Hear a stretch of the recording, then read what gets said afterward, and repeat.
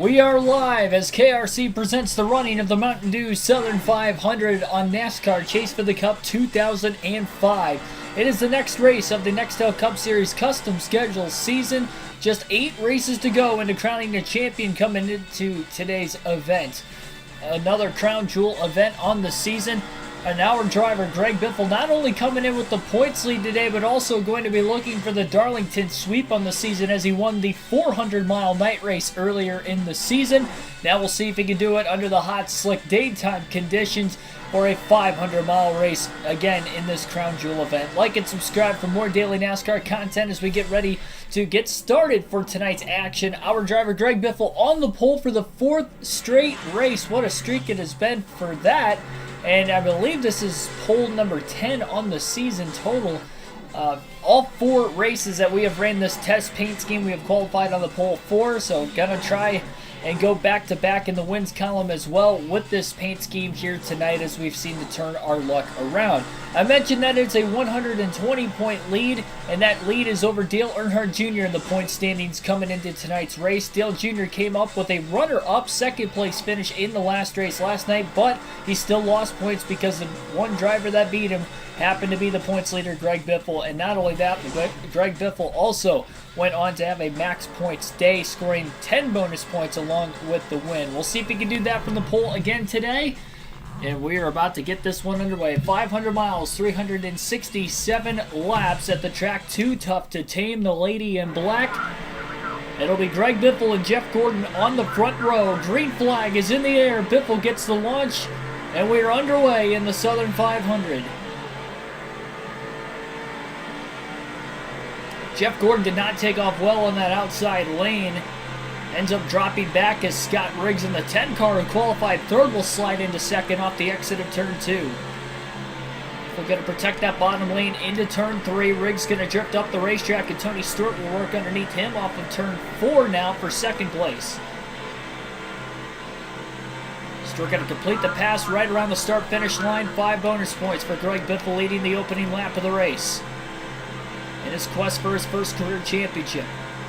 A chance to break the modern era record, or I should say the 36 race record for most wins in a single season when there is 36 races in a season. Jeff Gordon had that record in 1998. Biffle tied it last night with a win. Trying to go back-to-back as well, getting the Darlington sweep in the process.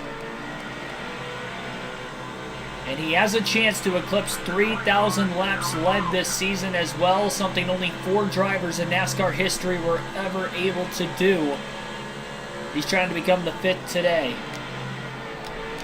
Big moment going into turn 3 where Biffle slides up the racetrack, but so did Tony Stewart. Jeff Gordon works to the inside of Stewart now for 2nd place through 3 and 4. A lot of pressure on the back of Greg Biffle right now. Remember, Jeff Gordon and Greg Biffle had a little bit of a run-in in the late going, battling for the lead last night's race.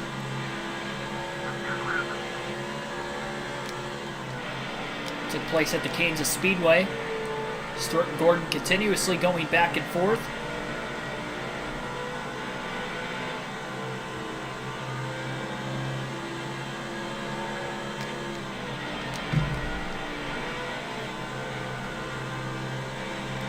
Again, Gordon with another crossover on Stewart. Jeff down to the inside, Stewart on the outside. Gordon clears him off of turn 2. We'll see if Stewart's going to have a chance to get back around him in turn 3. Well, Gordon actually hits his marks that time. Greg Biffle uses more of that middle groove. He can go all the way up high enough for Gordon to sneak his way underneath Biffle. Definitely a lot of pressure in the early going to this one. Looks like Scott Riggs is still hanging on to 4th place back there. Derek Booth, Billy Kramer, Seth Thomas, Historical Cinematics, and Patrick Shadley. Thanks for tuning in for this race today. Thanks for everybody hitting that like button before the start of the stream. We had 6 likes before the stream started, up to 7 already on just lap 7.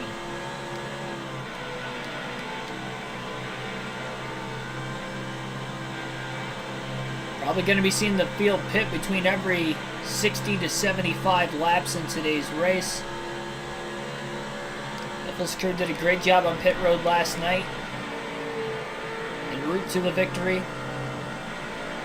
No mistakes through the 4 pit stops, and all 4 had to be made during green flag conditions. We had 2 cautions in last night's race, both in the last 70 laps, including one that set up a restart with just 8 laps to go. And Jeff Gordon actually came back to finish in the top 5, 5th place finish, after bringing out the first caution of the day while he was running in the top 5 at the time of him spinning, with about 77 laps to go.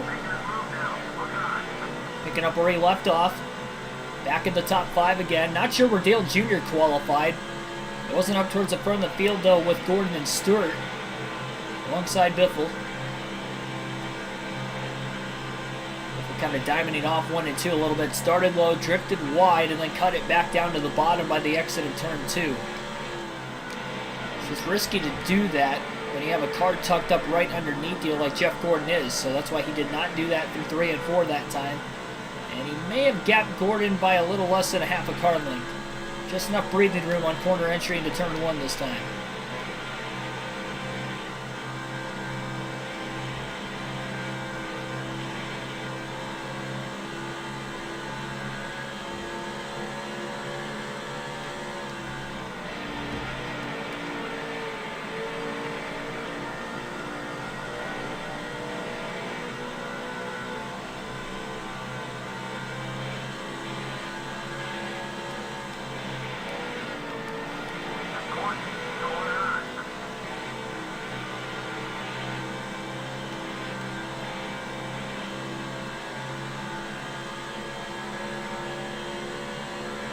Sorry for your loss, Billy. That stinks, man.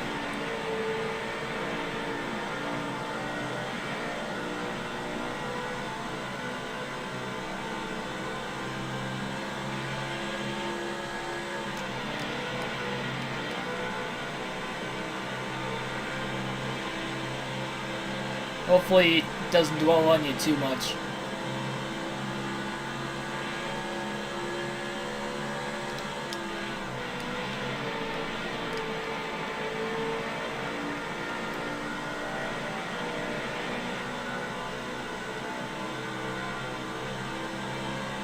Did the math.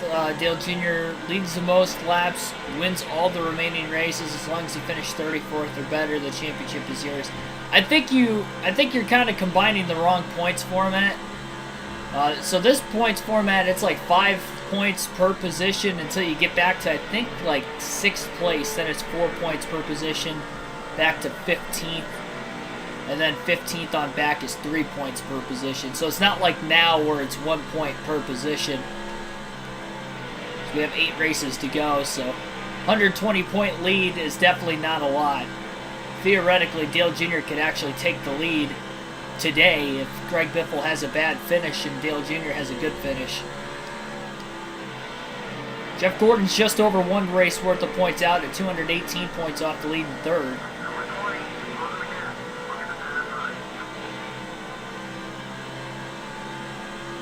Stewart was able to get back to 2nd place a few laps ago. Still can't get around 16 of Biffle. It's a 3-car breakaway at the front of the field. Darlington is known for being not only the track too tough to tame, but it is so hard just to pass cars. You're constantly racing the racetrack more than you're racing other cars in traffic. So when you're having to battle for position, when you're having to race other drivers just as much, if not more than what you would race a racetrack, that's how you force yourself into mistakes. Biffle not really paying too close of attention on what's going on in his rear view, even though Stewart and Gordon have been all over him from the start. You wonder if they may be a little bit quicker than the 16. If they could just get the track position themselves.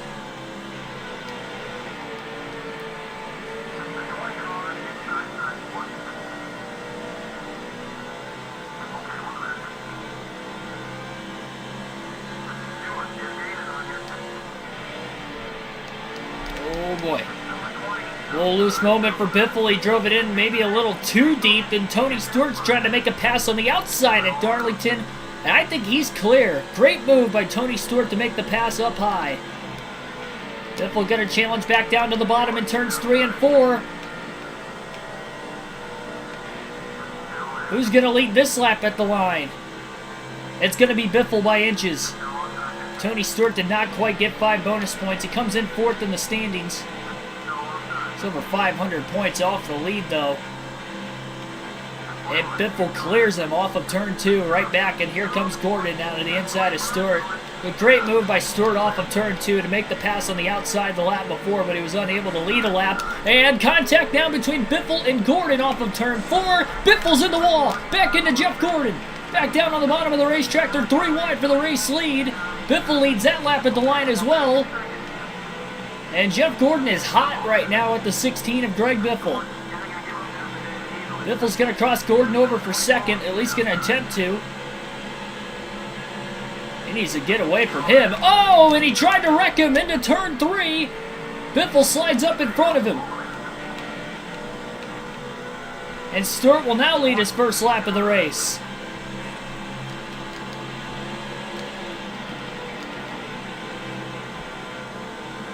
If Stewart holds up Biffle enough, Gordon may get to the back bumper of the 16 again.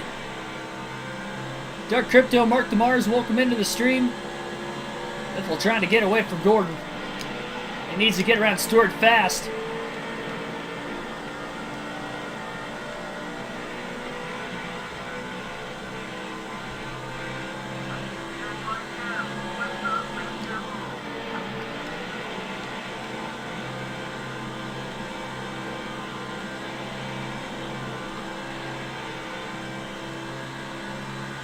Let's pool money together. Sponsor Kyle Busch. Welcome to the stream.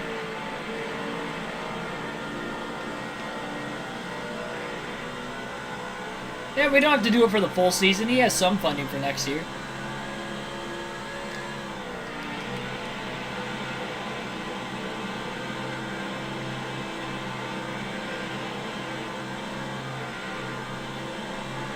Same predicament that we were in when Greg Biffle was the one leading.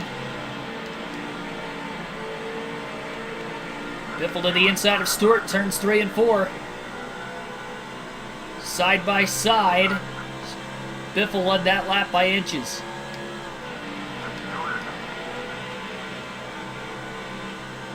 Trying to clear Tony Stewart, crowds him a bit, now clears him off the exit of turn 2. Gordon to the inside of Stewart for second.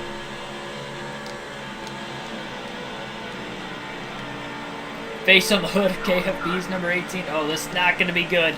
And Gordon trying to wipe Biffle out again. Puts himself into the wall.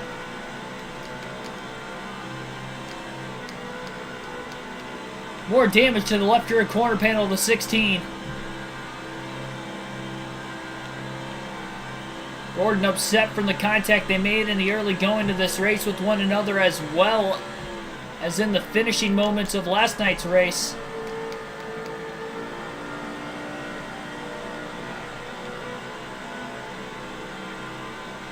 Biffle's got a little bit of breathing room again. Lap 25 as he survives. And he desperately just needs to stay ahead of Jeff Gordon. This is not what he needs this early in the race. With the championship on the line. The soon races to come.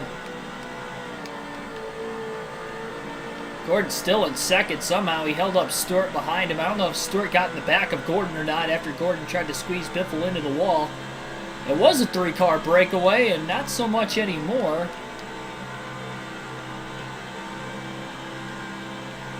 I wonder if the left rear corner panel is damaged enough, though, that it's almost like a parachute trying to sew the race car off a little bit.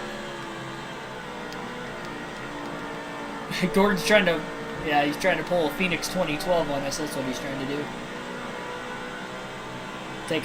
Take us out of our shot of winning the championship.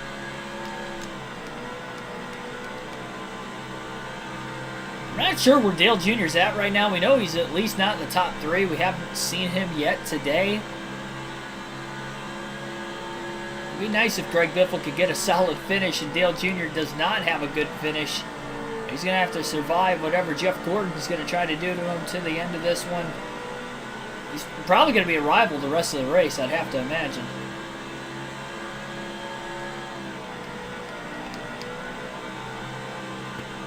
He's starting to slowly run Biffle down again.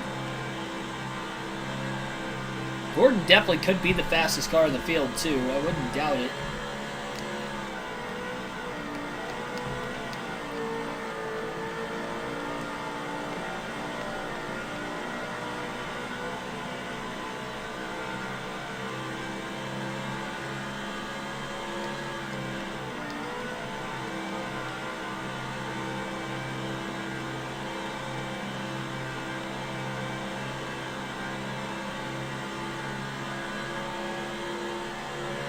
Biffle's raced Tony Stewart pretty cleanly so far, but Gordon and Biffle are not giving each other any room.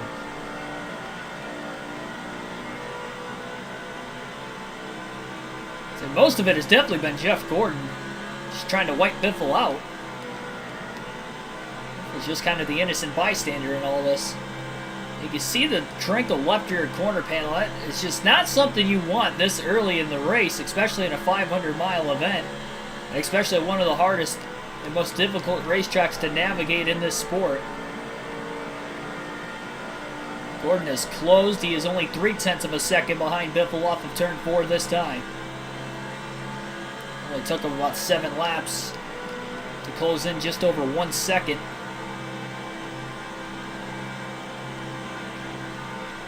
There's still quite a ways yet to lap traffic. Good news is Biffle has a clean air. The bad news is that Gordon doesn't have to just get around Biffle cleanly here. He probably won't try to do that. If he even gets a chance to get to the bumper, he is going to try to move the 16, and Biffle just needs to hope that he can hang on to it.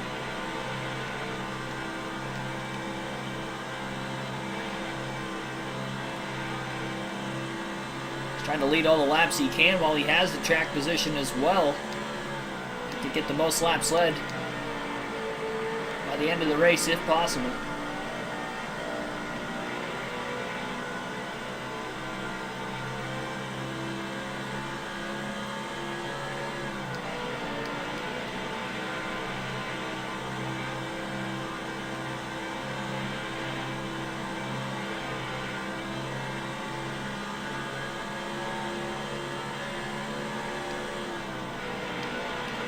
Into turn 3, Jeff Gordon closes on Greg Biffle. And Gordon is hot under the collar.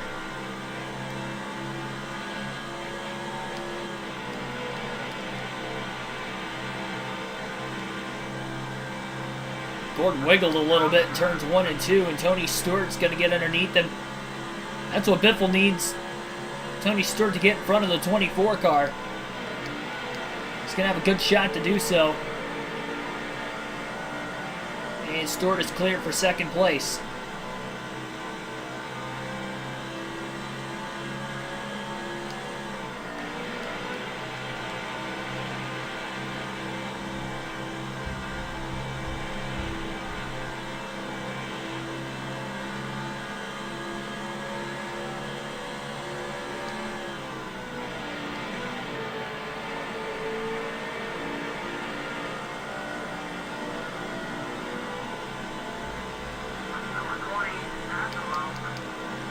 Top 3 starting to pull away again. They're able to calm down when they got spaced apart a little bit there for about the last 18 or so laps. Michael Turner, welcome to the stream. And Gordon closes on Greg Biffle. Biffle is just going to let Gordon by. Didn't want to risk getting squeezed into the wall by the 24. And Gordon will get 5 bonus points, finally leading his first lap of the night. Biffle got on the brakes as soon as Gordon got underneath him that time. He didn't want to risk anything.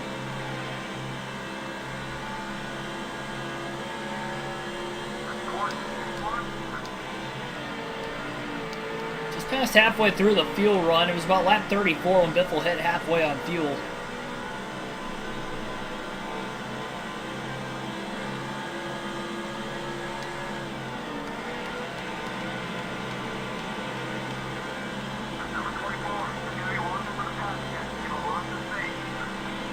Gordon has definitely tried to get into Biffle a couple times already.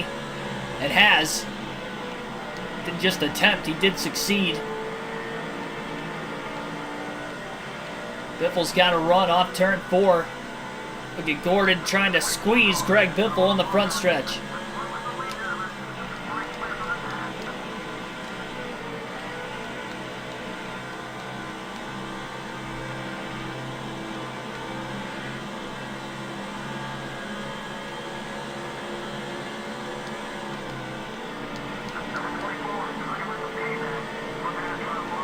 Why is he looking for payback? He's already hit us twice.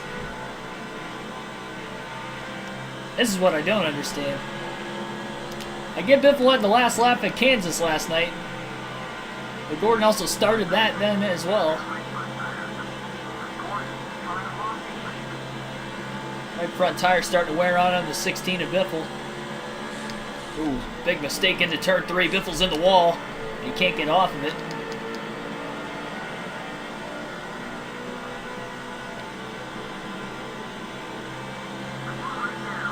So his lap time down by about 0.3 of a second from just a couple laps prior. Good run though through 1 and 2, and he's going to get to the inside of Gordon off the exit of turn 2. Can Biffle make the clean pass on the 24? Gordon squeezed him going into the corner. Biffle gets into Gordon, he knocks him up out of the way, and Biffle's back in the lead again.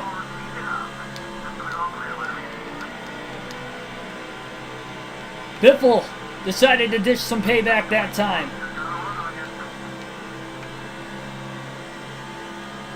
He figured he wasn't going to be able to get around him clean, and he didn't want the 24 to take a swipe at him before he had the chance, so Biffle decided to do it to Gordon that time, and Gordon got shuffled to the outside, nearly got in the wall off turn 4, and Tony Stewart's underneath him for second.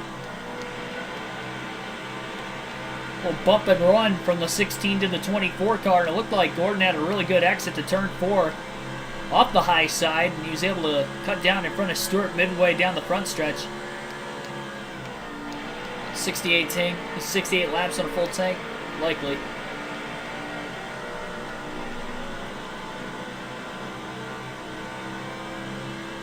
Two laps after Gordon got bumped and ran on, he's closing back in on the 16.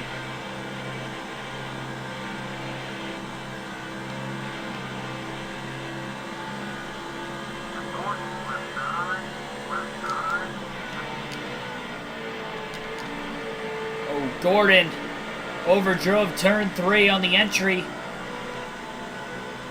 Stewart back to the inside for second place again.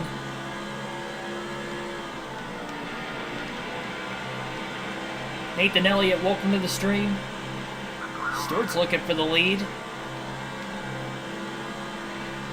We're getting a little loose as this run continues to carry on. Some of that might be the damage on the left rear corner panel as well. Oh, he slid way up the racetrack that time. Side by side off turn 4 for the lead. Tony Stewart, Greg Biffle. And he's going to let Gordon go again as Gordon got back underneath him.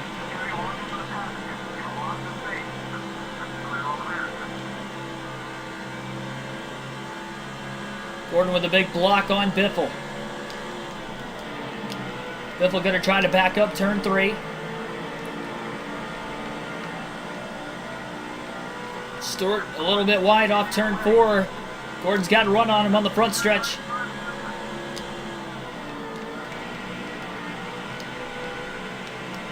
Biffle way down low on the entry. He couldn't get to the inside of the 24. Not that time at least. Stewart's going wide in the middle to the exit of the corners, and that's the second time Gordon has almost gotten underneath him.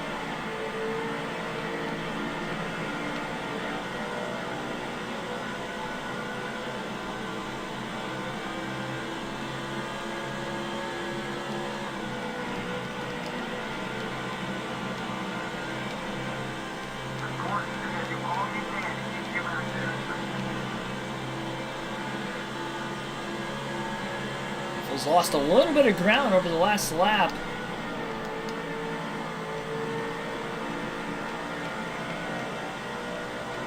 Again, Stewart goes wide off the exit of turn 4. He's going to pop the wall one of these times. He's definitely flirting with disaster. Disaster in the sense that he would hit the wall likely lose the lead with how close second and third place are still behind him. Especially Gordon in second.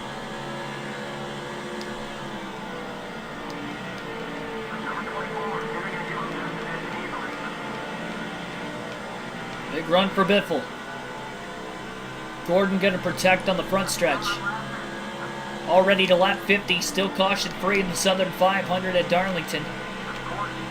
Biffle might have shot the 24 up the track. Oh, Gordon tries to cut down on top of Biffle, and Gordon got the worst end of it. Gordon definitely got the worst of that. He tried to crowd Greg Biffle again. Biffle's up to P2. Now it's his turn to get around Stewart.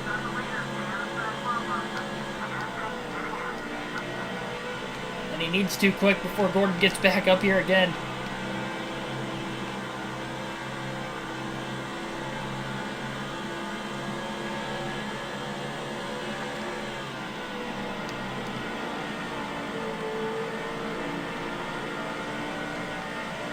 Stewart goes wide off turn 4.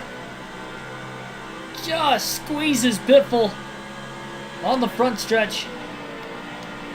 As these two battled late for the win at Michigan, and Tony Stewart was able to hold on and win two races ago. Biffle in the wall off of turn 2,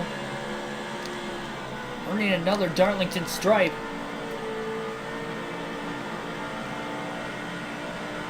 It was a last lap pass where Greg Biffle won the first race here earlier this season on Kevin Harvick in the 29 car. We haven't seen Harvick up in the mix at all yet in this one. Great corner for Greg Biffle through turns 1 and 2. Good exit to turn 2. Is he underneath Stewart this time? Into turn 3. Very close quarters racing right now within the top 2. Biffle's way down on the apron. Slides the tires. Pulls alongside Stewart. Can he stay with him? Into turn 1. He's going to have to drive it in really flat. Desperately trying to stay underneath the 20. Still side by side for the lead.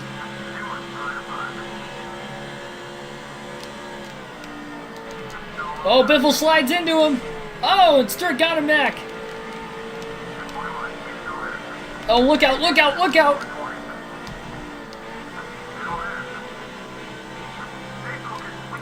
Thought they were going to wreck for a second off turn 4. So hard to complete a pass at Darlington. Biffle's trying to stay off of him, and his car just kept wanting to push up the racetrack off the exit of the corner with how flat he was entering, just to get around Stewart. And Jeff Gordon all of a sudden is all over the back bumper of the 16 car again. Michelle Marie, Cave Miller, welcome to the stream. The 20 and the 16 battling. Gordon's definitely closed.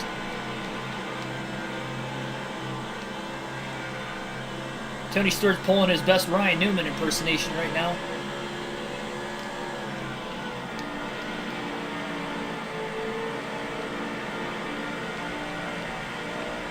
Good exit to turn 4 again for Biffle. Stewart trying to block on the front stretch. Biffle there. Into turn 1. Again, side by side for the lead.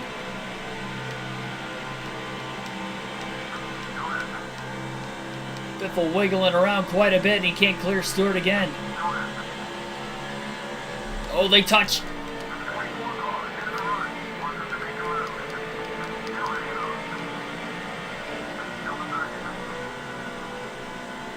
Tony Stewart again with a run off turn 4 as he holds on strong. Into turns 1 and 2. Tony Stewart's so good on the outside.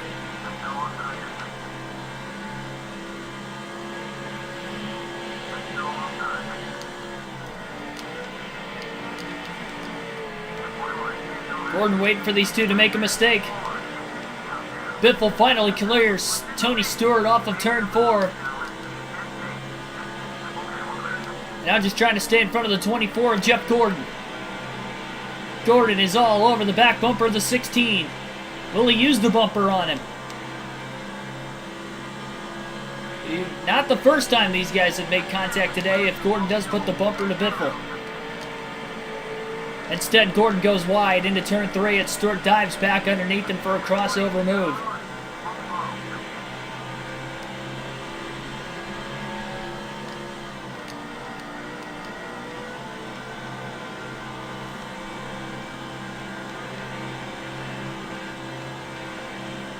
What a battle between these three from the start of the race all the way through this entire opening fuel run to get things kicked off in the Southern 500 tonight. On KRC, Tony Stewart drives underneath the 16 of Greg Biffle. Biffle in the wall. Gordon going to get by as well.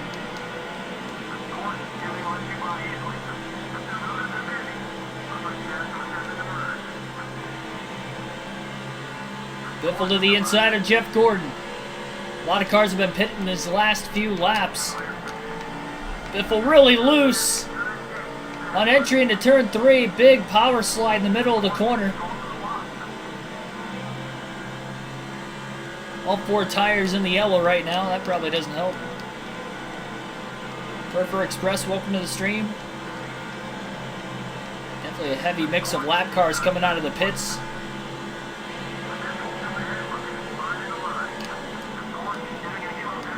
Tony Stewart will pit. That'll give the lead to Jeff Gordon. Through turns 3 and 4. The Stewart will be the first of the top 3 cars to pit. Biffle's going to stay out as long as he can on this opening fuel run as he looks to get to the inside of Jeff Gordon in turns 1 and 2. Side by side for the race lead again. Trying to get around the 24 car clean. It's going to be tough, though. We got a lap car coming out of the pits of Kyle Petty in the 45, who's right in front of the leaders. Contact. Gordon nearly turns himself. Oh, he just drilled Biffle back on the right side of the race car as he tries to get to pit road. Both cars save it as we stay green, and that's going to cost Greg Biffle a lot of time. I think Gordon came into the pits.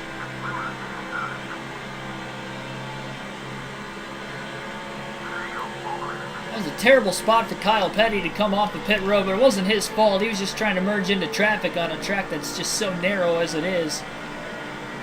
There was just nowhere to go. That was terrible timing for Biffle. He had a run on Gordon, was probably going to make the pass into turn 3. But he caught Petty in a terrible spot.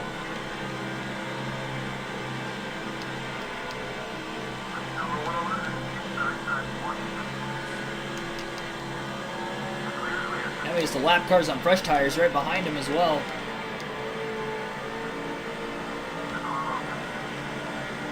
Ray Parker in the 111 cars right behind him for the moment. A lot of action in the first 66 laps.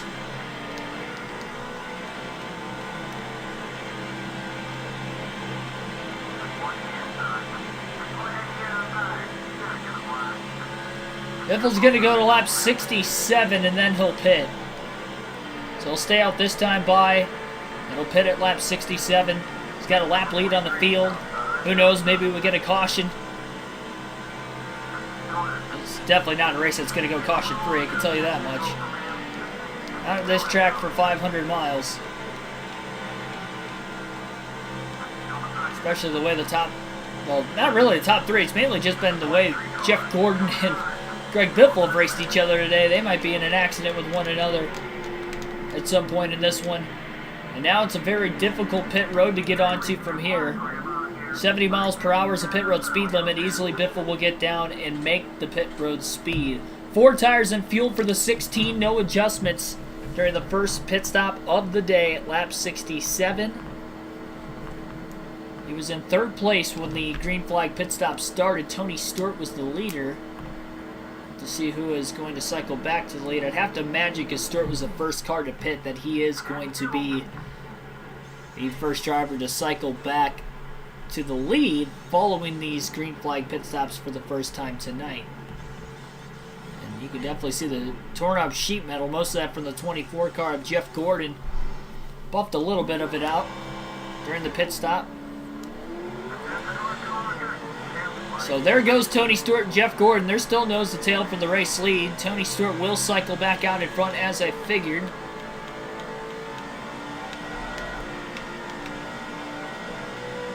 slide the tires a little bit coming out of the pit lane.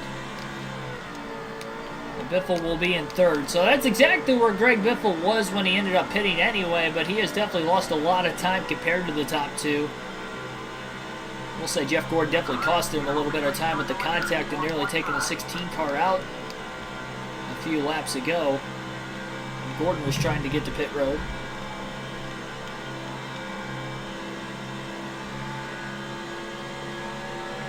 Kind of surprised that nobody has caught lap traffic yet in this one, despite the fact that we have stayed green for all 70 laps so far. There's nobody out of the race. No one's blown an engine yet.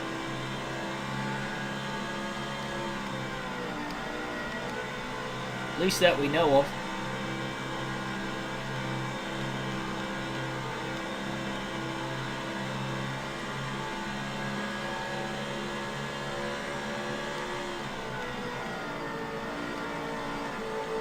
So the next scheduled pit stop for Greg Biffle should be at lap 134. That'll be his second stop of the day. For right now, we'll alternate through the different camera angles for about the next 8 laps.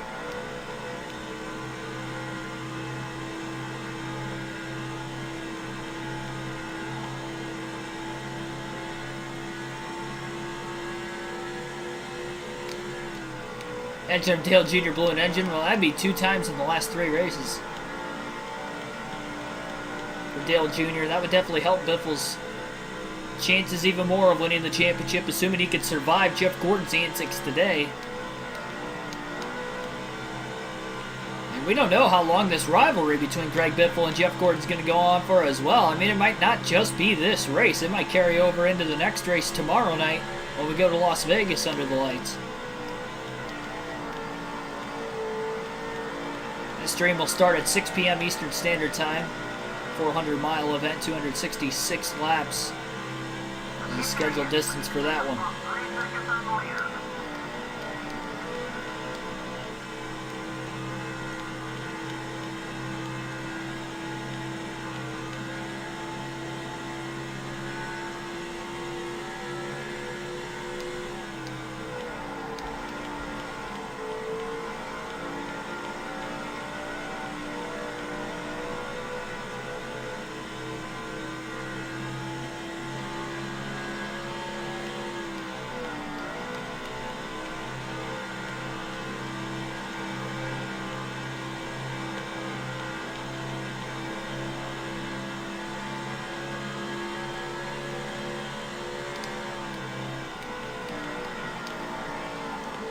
45's fault, not the 24. I don't really blame...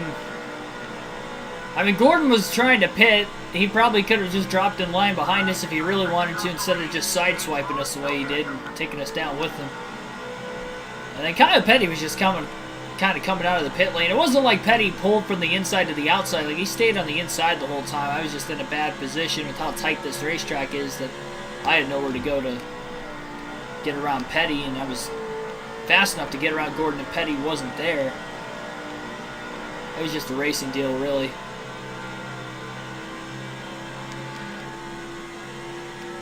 Hindsight, I probably should have just backed out of it and let Gordon go. I didn't know he was going to pit that time, though, either. If I would have known Gordon was going to pit, I definitely would have backed out and let Jeff go.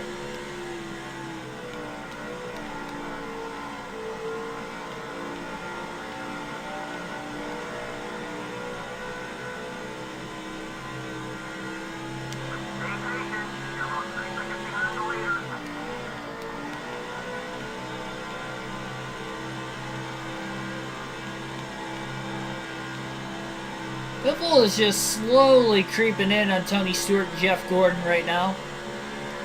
It'll be interesting to see if he's going to be able to catch those guys before any lap traffic comes into play.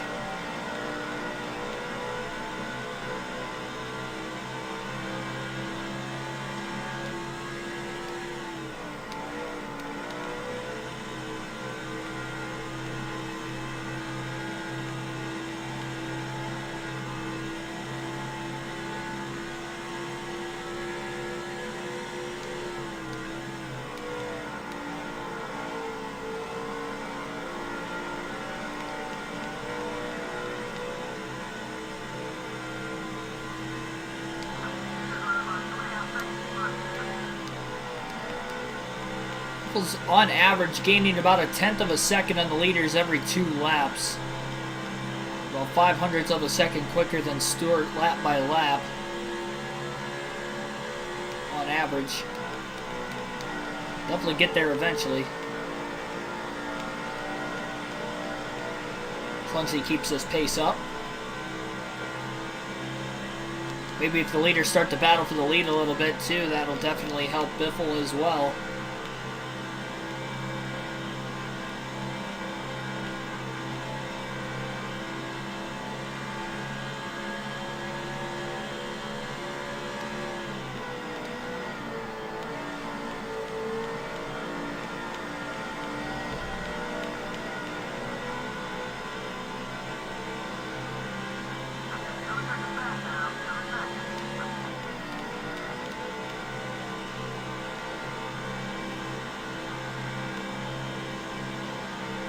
Back into the 28.6 is that last lap for Biffle as far as the lap time goes. Fastest of the day was on that opening run still of a 28.511. Just over 28.5 seconds. I think he can definitely get down into the 28.4s as we get more rubber laid down on this racetrack throughout the course of today's event.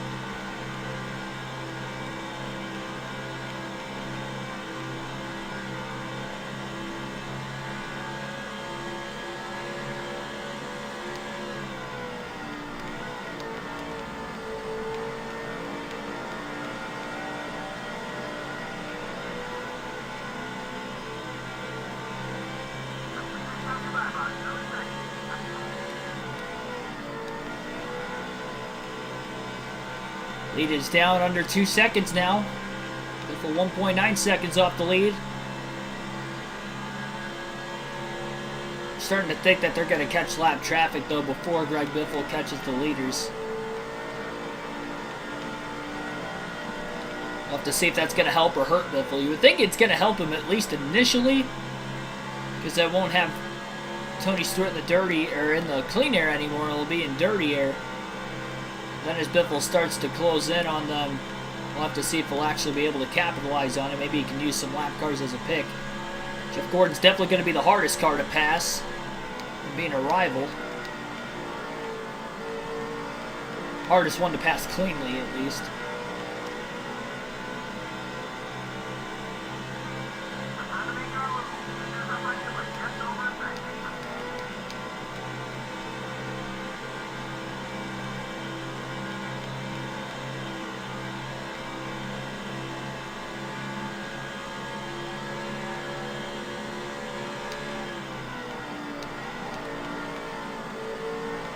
Down under 1.5 seconds now. Between Stewart and Biffle back in third. Closing in on lap 100 in another 15 laps. Still caution free out of 367. For the Southern 500 presented by Mountain Dew. 2004 season. Greg Biffle won back-to-back Southern 500s in 2005 and 2006 in real life. So I guess by winning this one, that would technically rewrite history in him winning 3 in a row. This being the 2004 season.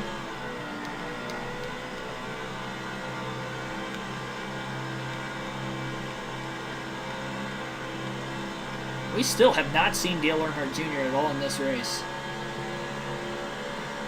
Could be having a quiet but good day in the top 10, but we just don't know that for sure right now.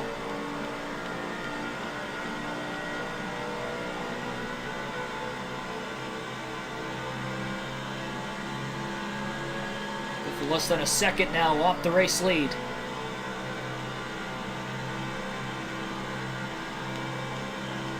Gordon trying the outside through turns 1 and 2 to get a run off the exit of the corner. Now he'll look low, middle of the backstretch. We'll see how deep he'll drive it into 3 to try to get to the inside of Stewart. And I don't think he was quite close enough. Plus Stewart hits his marks down to the bottom of the track, making it harder for Gordon.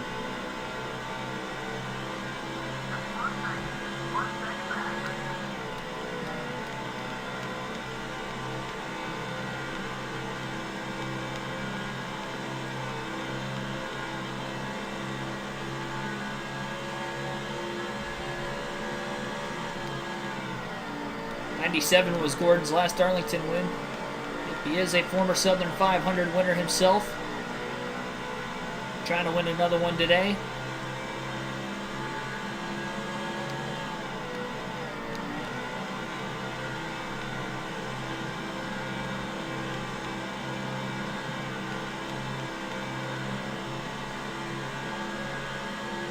I don't think Tony Stewart ever won the Southern. Oh, no, I might be wrong on that. I think he did.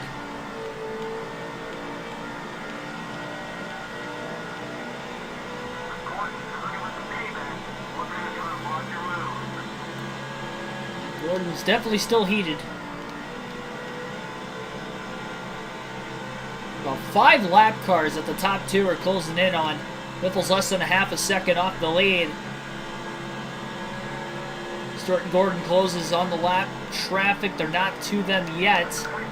Definitely close enough, though, for Stewart to be in dirty air. It looks like off of turn 4, probably closer down into turn 1. Stewart's going to catch the lap cars. So Biffle is behind Gordon as Tony Stewart and Jeff Gordon are just getting into lap traffic.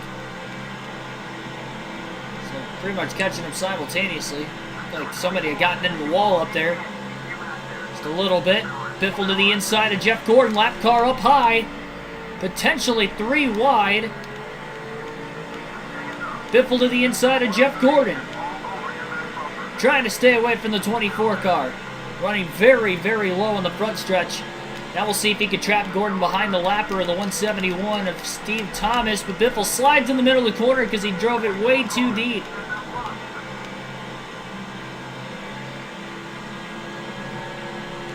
That was his chance to get around Gordon. He wasn't able to do it. It's to follow him by Thomas in the 171. Probably going to have to follow Gordon around the 172 car as well. Gordon really chopping Biffle off that time.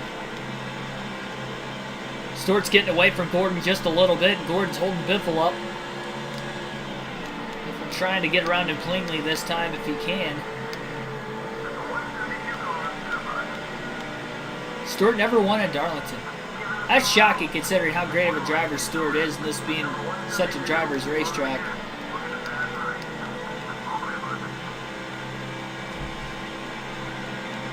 I was going to say, I didn't remember him winning here, but 49 career wins, I would have thought one of them would have came at Darlington. Especially for a 3-time champ. Oh, Gordon got held up. Really ran Greg Biffle down on the racetrack. Stewart's going to lead that lap at the line. Oh, and Gordon tries to take out Biffle again. Biffle saves it. I think Gordon got into the wall in turn 1.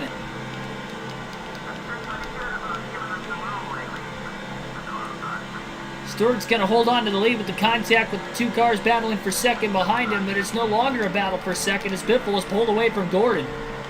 Second time Gordon's tried to get into Biffle and it backfired on him. I think he's still in third back there, but he's got a lot of lap cars between him, and now the battle for the lead is just between the 20 and the 16 themselves.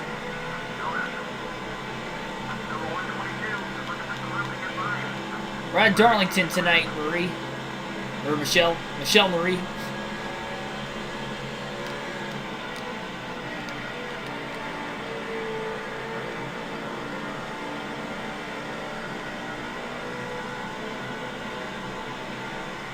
Gordon's really heated. Yes, he is. Very. He's kind of bitter about the way that Kansas race ended last night.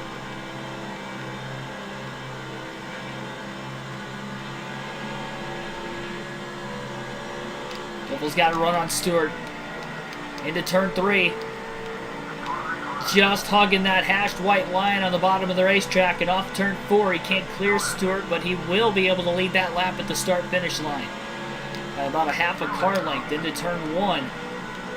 Biffle, Stewart, side by side. Stewart rounds the top pretty well that time. Biffle trying to take his line away, trying to make it very, very hard for Stewart to consistently run the outside without making a major mistake. Into turn 3. Slide job up the track. Biffle's clear. Stewart down to the bottom looking for the crossover. And he can't get there. Biffle blocks him off of turn 4. And Greg Biffle's back in the lead at Darlington.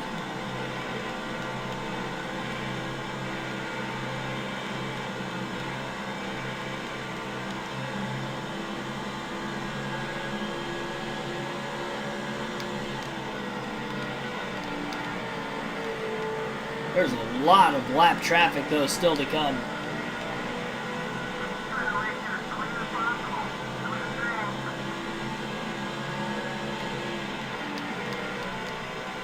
Seen every time Biffle's tried to make a pass for position, it's taken him a couple laps once getting alongside or making that first initial move to actually make the pass. He makes contact with Ricky Rudd. Still trying to regather his race car into turn 3. He's going to hold on to the lead as Rudd goes a lap down. Tony Stewart closes back in on the 16 car again and into turn 1. He's looking way down low for the lead. Not going to get there.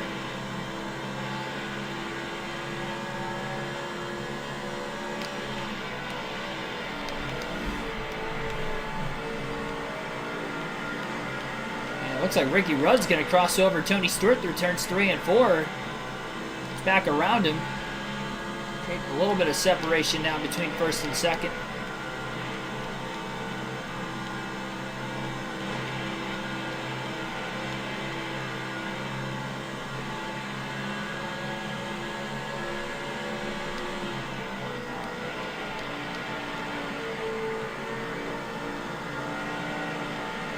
I think I see Jeff Gordon closing in again.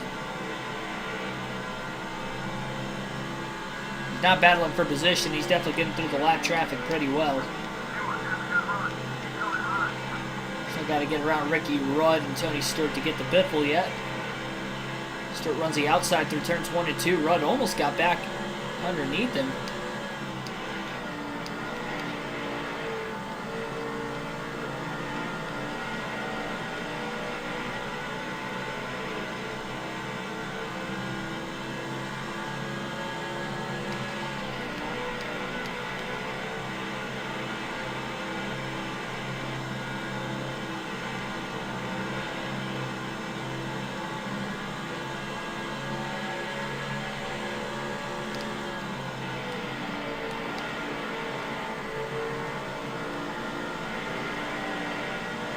Last pit stop will be at lap 335 if we go 67 laps each run. Yeah, it's going to depend on how the cautions come out tonight as well. We haven't seen one yet through 106 laps. Remember, last night's race at Kansas went 190 laps before we saw the first yellow of 2. This is definitely a track you're going to want to pit for tires any chance we get a caution. Unless it's very, very late in the race and you have great track position, then you won't want to give it up.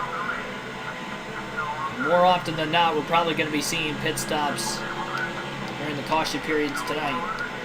A lot of tire wear at Darlington. It's a very bumpy surface in 2004, very similar to how Darlington is now. Like a cheese grater on these tires. When it comes to the amount of wear and tear this asphalt puts on them. Get through a couple more lap cars through turns 3 and 4. Tony Stewart's boxed in. There are now 2 lap cars between the top 2 as Jeff Gordon.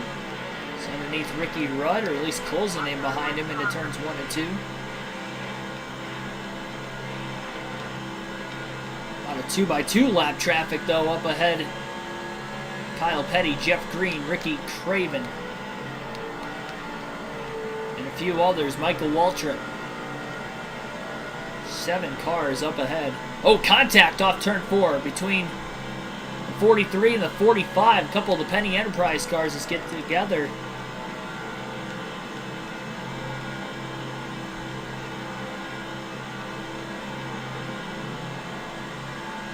Biffle's pulling away from Stewart. See if Stewart's going to be able to close back in, though. Biffle's in line behind Craven off of turn 4. He now has more lap traffic right in front of him.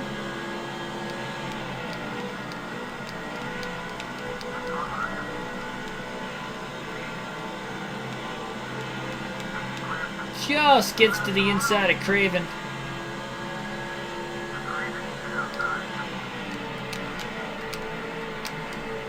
very close to making contact. It would have been tough to shove a piece of paper between the 32 and the 16 car with how close together they were without making contact.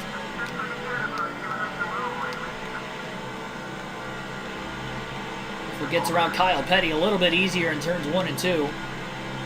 Now Craven to the inside of the 45 as they battle for the free pass position for the meantime. At least until these other cars ahead start to go a lap down as well. Sterling Marlin, Robbie Gordon also the tail end of the lead lap. Jeff Green just made a pass on Michael Waltrip for position.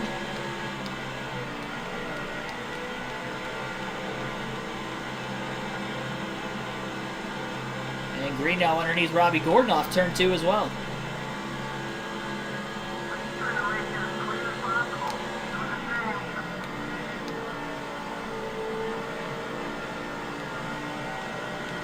To the inside of Michael Waltrip in the 15.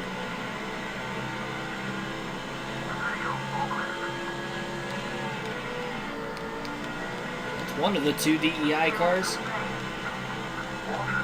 Still underneath them through 1 and 2. Leads down to about a half a second between Stewart and Biffle.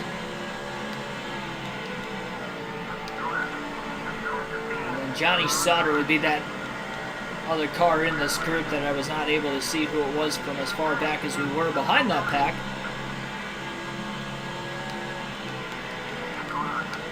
Drives it in deep into turn 1 to the inside of the other Petty Enterprise car, Jeff Green. Slides up, clears him off of turn 2. Waltrip back to the inside of Robbie Gordon, looking to make a pass for position between the 2 of them. Waltrip also to the inside of Jeff Green. Trying to be the first car 1 lap down again.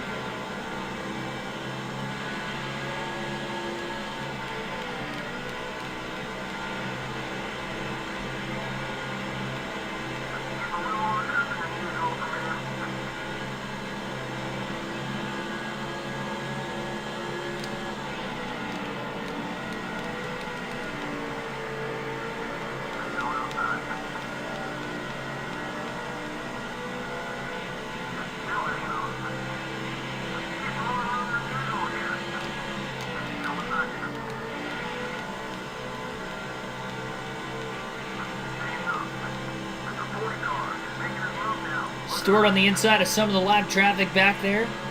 Marlin has just gone a lap down. Biffle should be able to clear Sauter on entry into turn 3 and does. Slides up in front of him. All clear with a clean pass. And a lot more clean air now in front of Greg Biffle off of turn 4. Marlin as well will get around the 30 of Sauter to get back in the free pass position at lap 117. We continue to run caution free. Our second set of green flag pit stops are coming up very shortly. I'm sure we'll see some drivers pit within the next few laps. Greg Biffle will not pit till lap 134 to make it another 67 lap run for himself. Stewart's only got to get around Marlin then to get back to Greg Biffle. Biffle had a little bit of breathing room, but Stewart might have gotten through that lap traffic just a tad better than Biffle. Was able to run him back down again. At least the first amount of them. He's still trying to get around Marlin right now as he's stuck behind him through 1 and 2.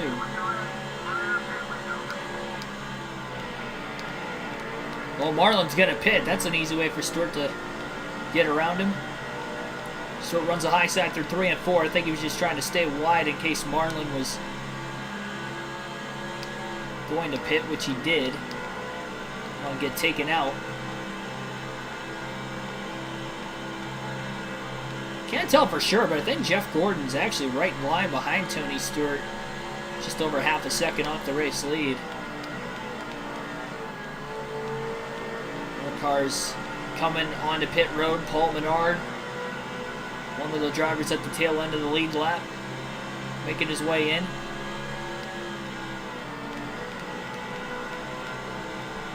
Clean first stop. All 4 were clean yesterday for Greg Biffle's pit crew. We'll see if he can do that again today.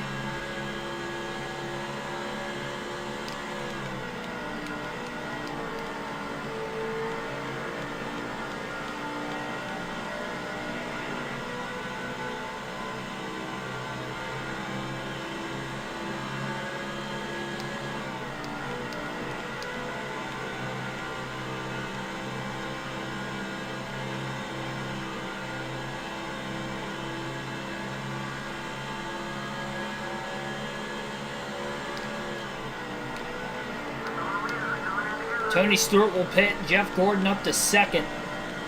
He's a half a second behind Greg Biffle. We'll see if Gordon will be able to get to Biffle before Gordon pits. Tony Stewart was the first of the top three to pit the last time, and he is the first to pit again this time. He's able to definitely cycle to the lead the last go around. We'll see if he can do the same this time.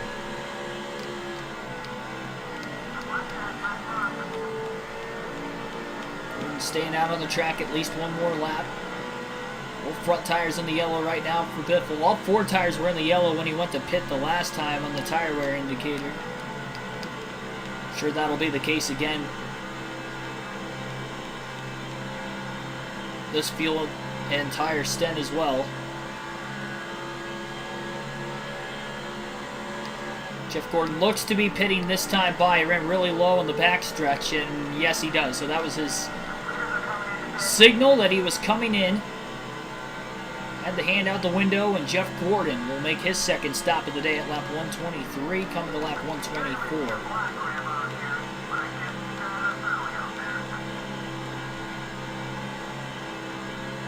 So Biffle definitely logging in more laps led.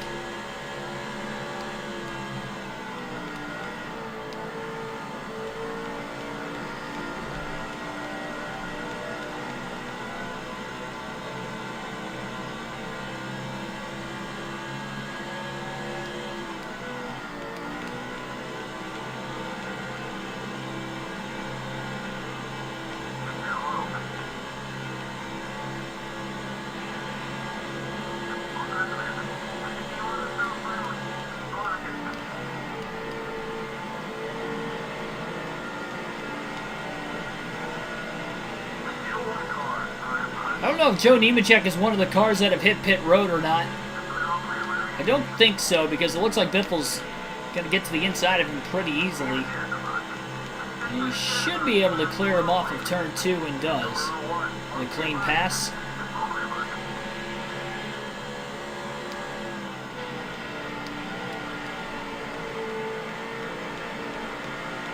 Seven laps away this time by from Greg Biffle's second stop. He has about an eighth of a tank of fuel left.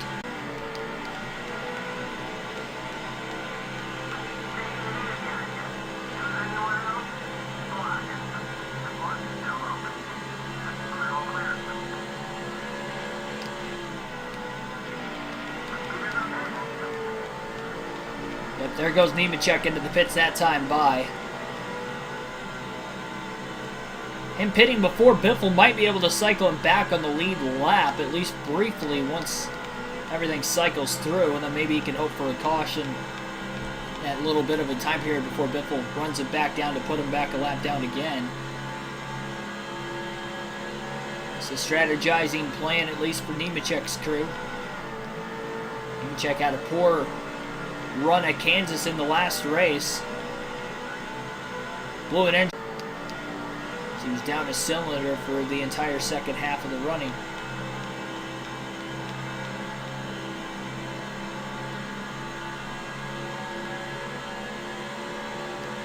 Jason O'Sellett, welcome to the stream.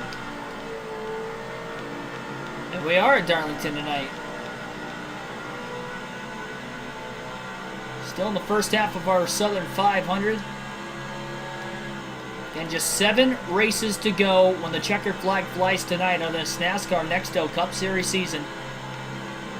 And a rundown of NASCAR Chase for the Cup 2005. It's been a long journey. We've been playing this game since the start of the 2021 NASCAR season. I think I started the Daytona 500 with the Chase for 8 season the weekend of the Daytona 500 last year. So just to put in retrospect that we have been playing this game on the channel for over a year.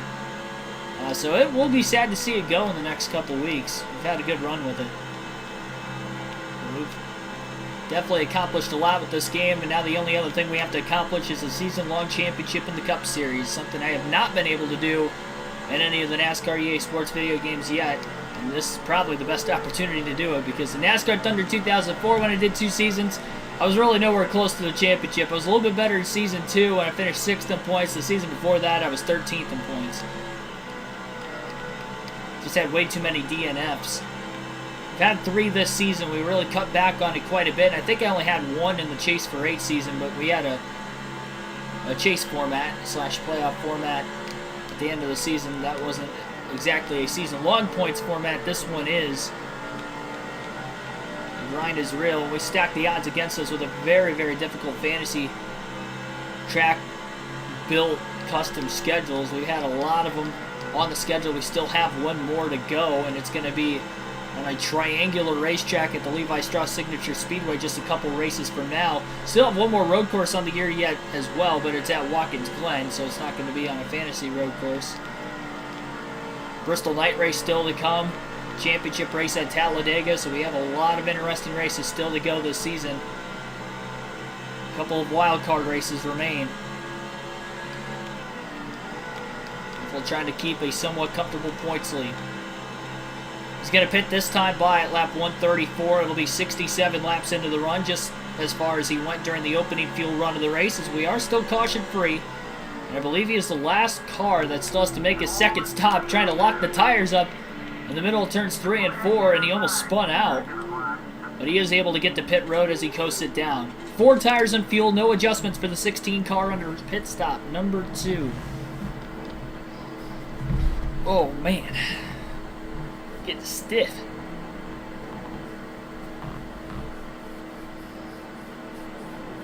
And we'll see who's going to cycle back out into the lead following the green flag pit stops this time. And the number 16 sponsorless Ford. Roush Fenway Racing. Their pit crew going to work again. Pretty clean on the right sides. Now on the left sides, looks to be good. 2 clean stops to start the day for Greg Biffle and his crew. And Tony Stewart, again, will cycle to the lead following green flag pit stops. I don't think Biffle's pit crew is so slow. I think it's just because he is pitting so much longer after Gordon and Stewart.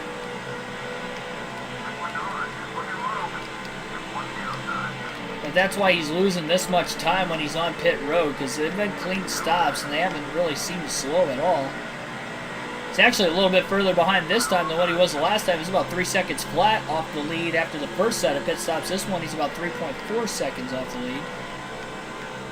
And back to 3rd place after leading when the green flag pit stop started this time. He had about a half a second lead on Tony Stewart this time as well, where he was about a half a second behind Stewart first time, so kind of a net gain for Stewart of about a second more than what he had of a net gain during the first set of green flag pit stops.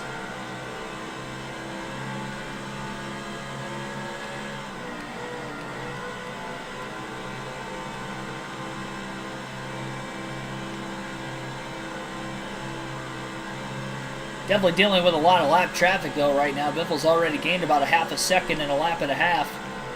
You can see all the traffic up ahead that Gordon and Stewart are dealing with. Stewart may have gotten through it all now because that lead isn't coming down anymore again, but Gordon is definitely still dealing with it.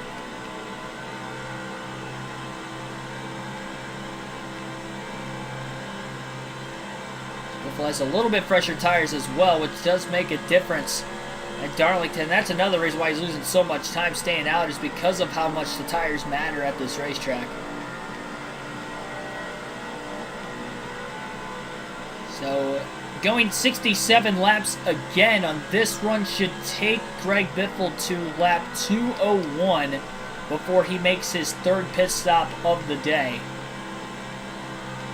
So he should be able to make the next stop at lap 201.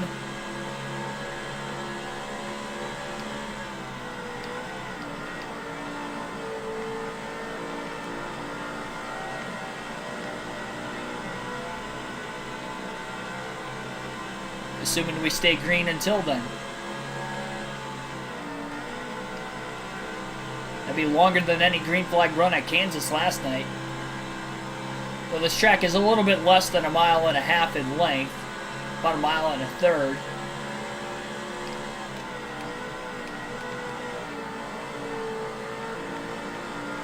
100 miles longer of a race overall in total mileage compared to the race last night, the Banquet 400.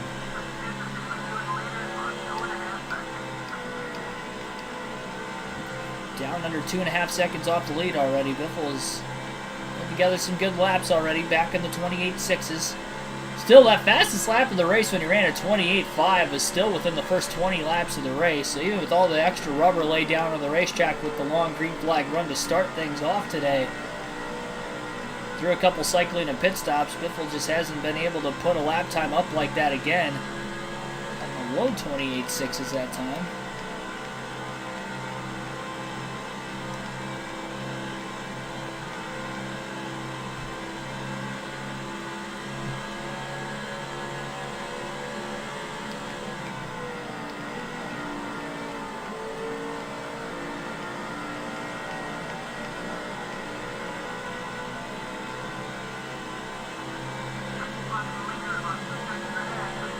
Biffle about to catch the lap cars that Stuart and Gordon were trying to drive around when Biffle initially came off of pit road.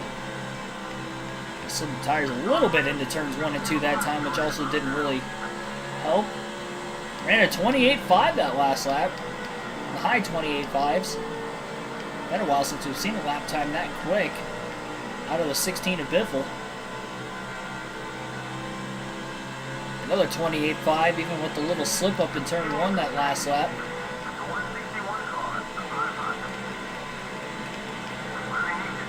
Trying to get around the lap traffic right now. As quickly as he can, as he's trying to get to the inside of the 161 car of Don Evans. Drives it in really deep, really flat, gets it to stick through 3 and 4. He clears both the 174 and the 161 off turn 4. Over a little less than a 1/10.5 slower that last lap, trying to get around the lap traffic. Jamie McMurray's the next lap car in the 42 car for Chip Ganassi Racing up ahead.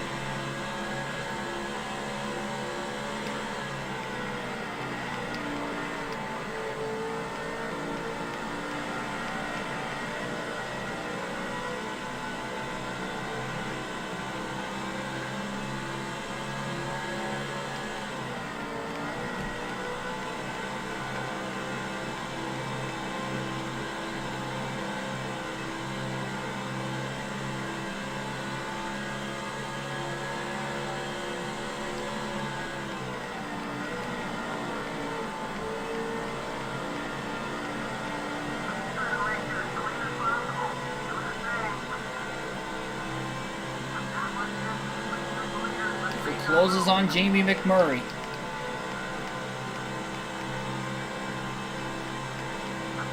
Middle of turns 1 and 2, Biffle to the inside of Jamie Mack. Little Jamie, baby. Don't tick off Gordon. Yeah, I'll try not to. I tried to get around him cleanly last time, and he still got into me. So I think the best thing, honestly, is just to bump and run him and get him out of the way quickly.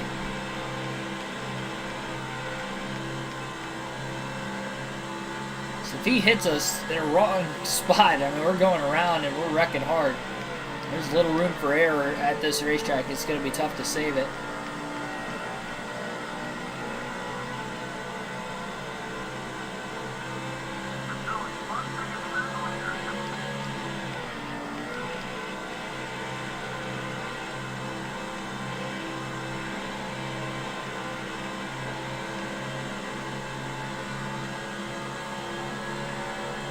Gordon hasn't led in a while. Even when he cycled off of pit lane the last time, he was right behind Stewart but couldn't get around him and lost some track position after battling Greg Biffle for second a little too aggressively.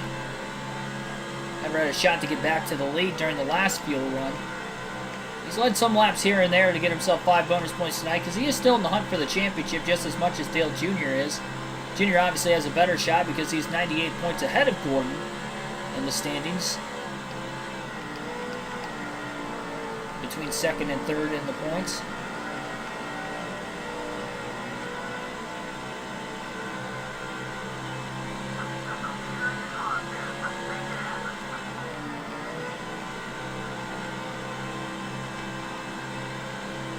Gordon trying to run the outside through 1 and 2. We'll see how much of a run he'll get down the backstretch. Maybe a little bit too far behind Stewart to make the pass into turn 3. maybe trying to diamond the corner off. He entered low, goes wide, though he didn't chop it back down to the bottom off the exit corner, so I don't think he was trying to diamond it off. I think he just overdrove it just a tad. Back in the 28.5s that last lap again for Biffle, 28.598. And a good lap going for him this time as well. Gordon again looks low into turn 3 on Stewart. That time he hugs the white line all the way through the corner and has a really, really good shot to get around Stewart on the front stretch. Fastest lap of the race that last time by for Biffle. He really closed a ton, 28.487. First time he's ran a lap time of the 28.4s all night. And now he has a run on Gordon. Looking for second place on Jeff Gordon down the backstretch. It's going to get dicey into turn 3. Biffle really deep, down on the bottom. He's going to get around him cleanly. Now he's going for Stewart in the same corner.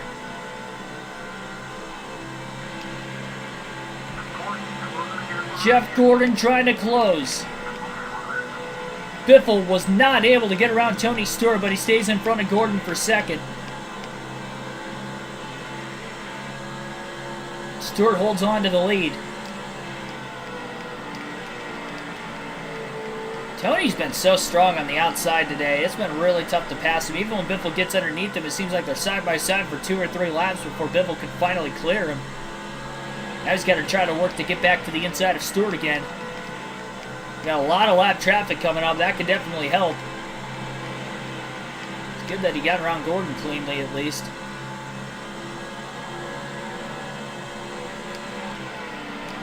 We're going to try to back up turn 3 just a little bit better than Stewart.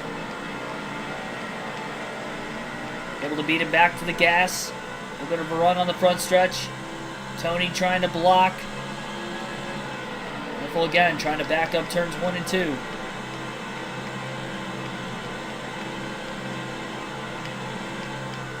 The exit of the corner. Tony Stewart hanging on strong. Oh, we have trouble. Car in the wall off turn 4 up ahead. A lot of smoke. So they drive through it. We stay green at lap 157. Could have been our first caution of the day. There was a lap car that got into it ahead of this pack of lap cars.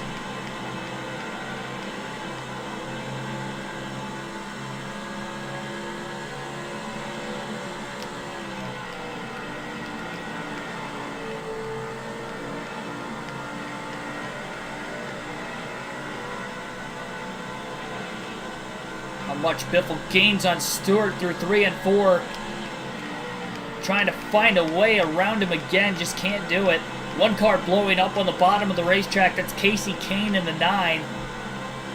The rookie in the top 10 of the point standings coming into this race still, even this late in the season. But unfortunately for Casey Kane, his night is going to come to an end. And here's another stint of heavy lap traffic. Biffle trying to pick Tony Stewart behind the lap cars. First one is going to be Dale Jarrett, then Kurt Busch. In turns 1 and 2, Biffle just can't get to the inside of Stewart. Off the exit of turn 2.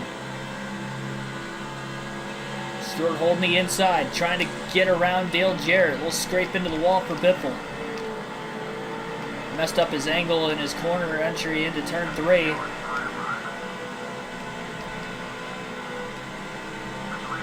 Drops in line again behind Stewart.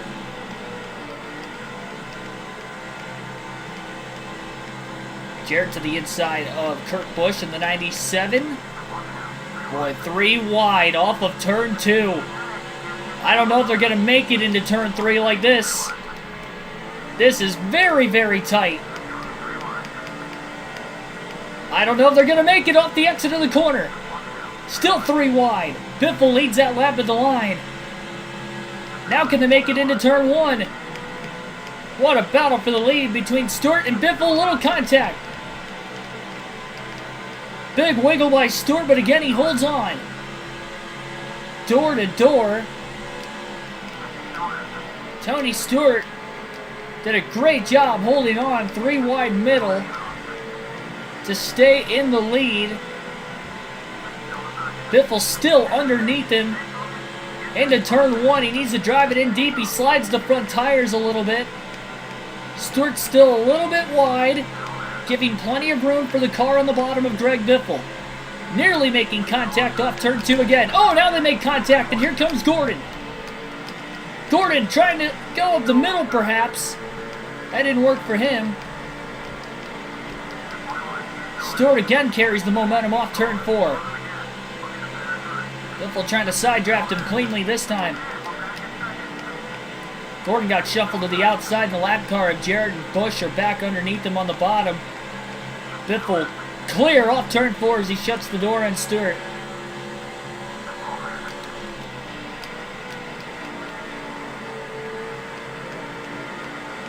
Biffle back to the lead at lap 163. The first time during the third fuel run of the race.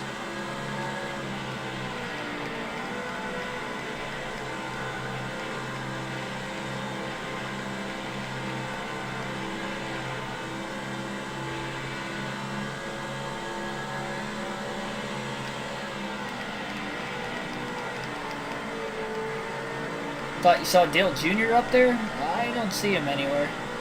We'll contact that group of 3 lap cars up ahead. Jeff Gordon to the inside of Tony Stewart right now. I think there's a chance Biffle might short pit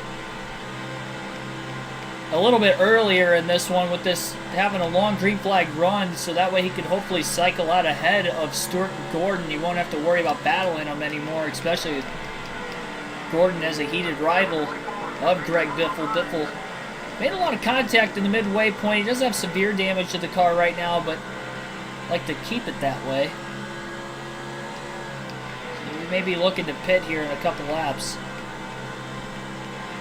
Trivia is around the halfway mark usually. Our halfway mark tonight's at lap 194.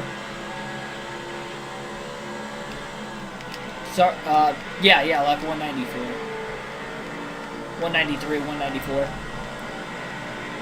Which is going to be around green flag pit stops. Not for Biffle, though, because he's going to short pit this next one. Mears gets into the back of Terry Labonte into turn 1. And Biffle will pit this time by with Gordon closing in second place behind him. He wants to get away from the 24. So this will give the lead back to Gordon. Greg Biffle down on the bottom of the track. He'll come to pit road. Tony Stewart looking to get underneath Biffle, or underneath Gordon for the lead. And Greg Biffle is on pit road, 4 tires and fuel for the 16 car, no adjustments. Pit stop number 3 will be a short stop for the 16 crew.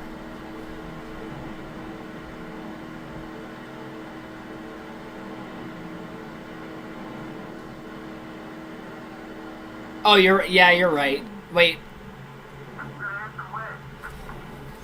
184 plus 184 is 368, I believe. So yeah, you're right. 184 is the halfway mark. So we're approaching it pretty quickly here, about another 15 laps. So Biffle is a lap down. This is a risk. The championship on the line in the Southern 500 today. But he feels comfortable with it enough to be able to go with this strategy, and now he's got fresher tires than the rest of the field. So instead of staying out to lap 201, he short pitted. Cycled off the pit road with 200 laps to go. So as long as he goes 67 laps, should be able to make it on 2 more pit stops the rest of the way. Window was barely open to make it on 3 more stops from that last stop. It was going to be a 5-stop race anyway. So he short pitted as soon as the window would open to be able to make it within 3. Now he's 2 stops to the end. He's going to have to go 66 and 67 laps on the final 2 runs. So he'll just go 67 again like he has before, and then the final run will be 66 just to stay and play it safe. So he's a lap down at 27th right now.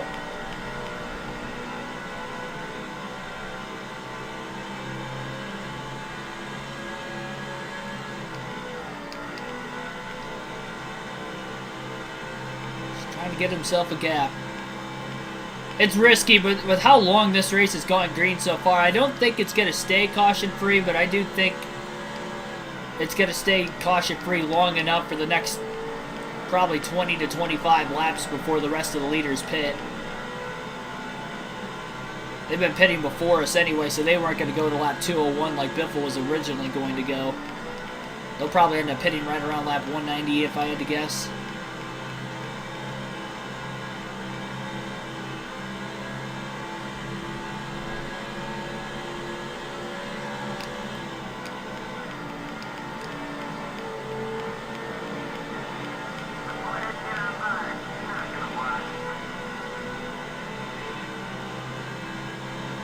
Trying to get to the inside of Ricky Rudd.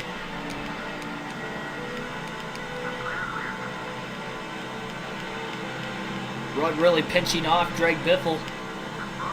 Off turn 2, Biffle to the inside of the 21. Wood Brothers Motorcraft Ford. Now under Michael Walcher.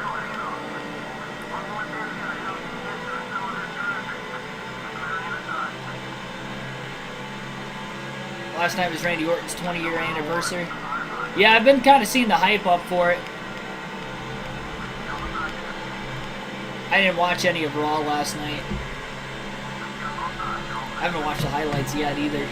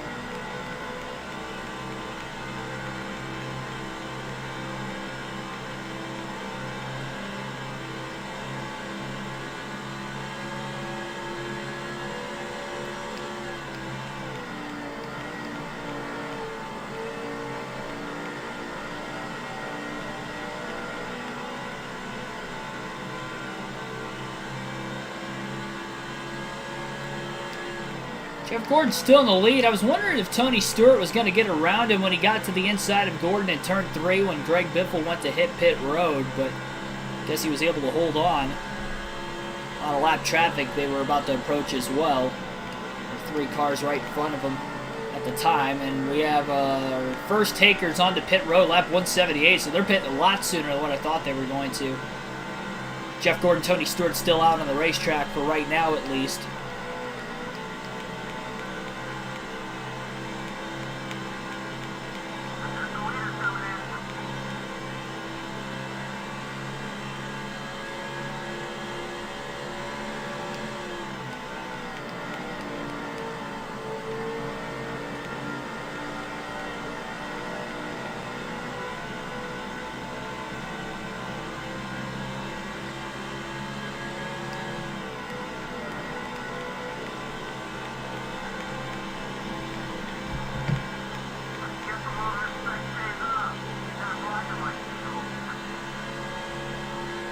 Jimmy Johnson may be pitting this time by into turns 3 and 4.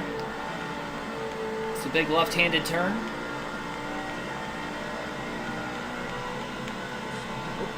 If it just scraped the wall a little bit off turn 4, might have got back into the throttle a little too soon.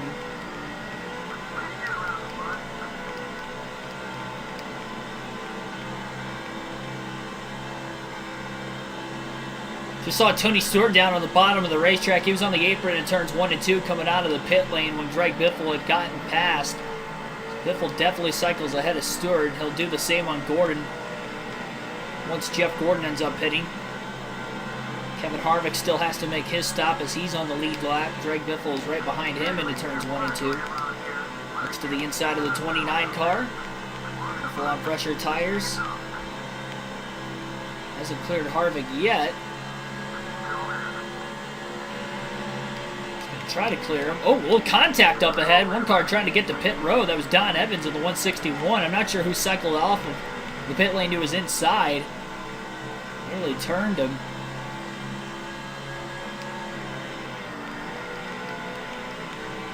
I'll give you guys a trivia question tonight as soon as Jeff Gordon makes his pit stop. Or as soon as we cycle all the way through this set of green flag pit stops, as we are 1 lap shy of the halfway mark. Actually, considering the fact that Jeff Gordon is a lap ahead of us, we're actually at lap 185 right now in this race, so just past halfway. We'll wait it out. Jeff Gordon's trying to stretch this run out as long as he can in case we get a caution, trying to trap Biffle a lap down. As the driver here, he is trying to race for the championship as of right now.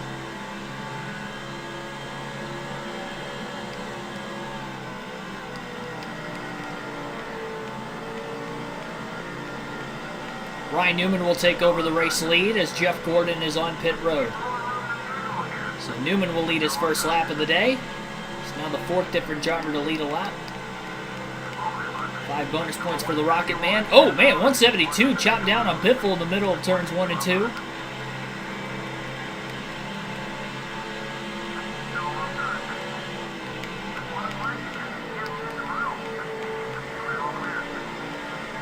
And Dale Earnhardt Jr. will stay out long enough to lead a lap.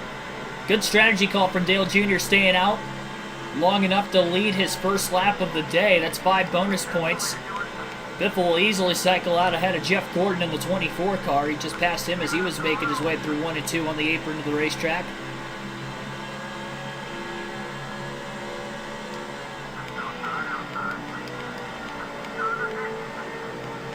And Dale Earnhardt Jr. stays out again, so Jr. will lead a couple laps at least. It's good enough for 5 bonus points. It's a good strategy call. I'm not sure where he was running before that. I don't think he's been in the top 5 at all today. Dale Jr. never won at Darlington in his NASCAR Cup Series career.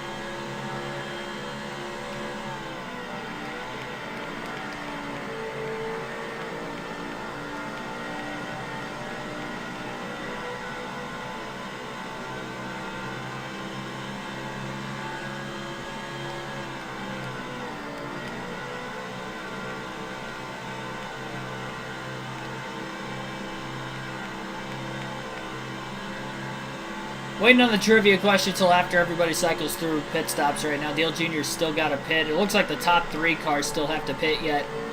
Jr. staying out this time by as well. Greg Biffle's in 4th. He will cycle to the lead once everything cycles through. Biffle only ended up pitting about 10 laps before Stewart, about 15 laps before Jeff Gordon. Probably looking like it's going to be closer to 20 laps before Dale Jr.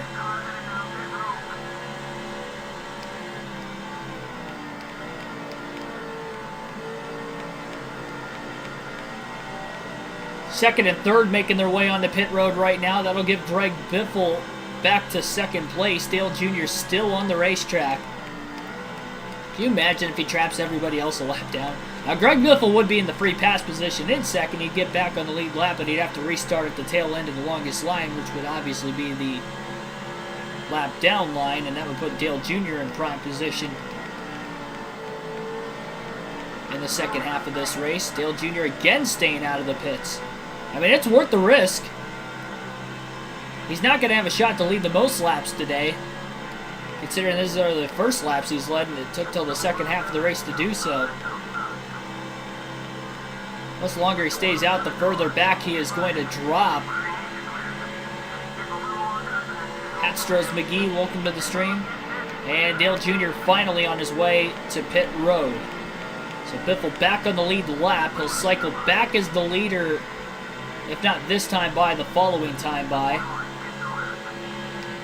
Still caution free, lap 192 in the Southern 500 at Darlington. You're just tuning in. Been a 3-horse race right now for the win in this Crown Jewel event between Greg Biffle, Tony Stewart, and Jeff Gordon. Dale Jr. just led his first laps of the race to score 5 bonus points in the chase for the championship. Stayed out about 6 to 7 laps longer than most of the rest of the field. And Biffle will take the lead into turn 1 as Jr. was still on pit road. So it'll be an official lead change at lap 194 this time by when Greg Biffle gets back to the start-finish line. It looks like Greg Biffle was short pitting by about 10 laps to Tony Stewart, 15 laps to Jeff Gordon. It will give him about a 3.8 second lead. He only had about 3 to 4 tenths of a second over Jeff Gordon in second place at the time when Biffle had hit pit road. So he definitely increased that lead by a net gain of over 3 seconds. But now he's on a little bit older tires, so we'll see how he's going to manage this gap. 14 people watching. 14 likes on the stream. Like and subscribe for more daily NASCAR content. Our trivia question of the night is coming up right now that we've cycled through green flag pit stops just past the halfway mark. And our trivia question is, who are the last two drivers to sweep both Darlington races, the spring and the fall race, in the same season? So again, who are the last 2 drivers to get the clean sweep at Darlington, winning both the spring and the fall races? There's a lot of years in there where Darlington only had 1 race from 2005 to 2019.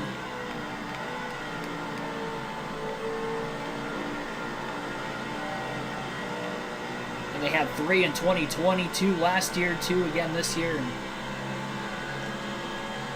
they had 2 for the longest time from 2004 to I don't even know when it started.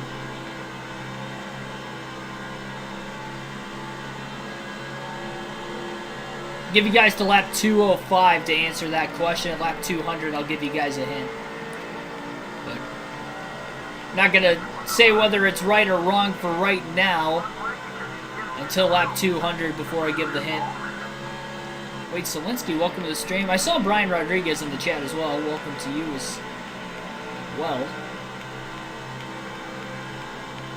See Truex, see a couple Jimmy Johnsons, Greg Biffle. Montoya, that's an interesting... Montoya never won on an oval in the NASCAR Cup Series, so that's definitely not it.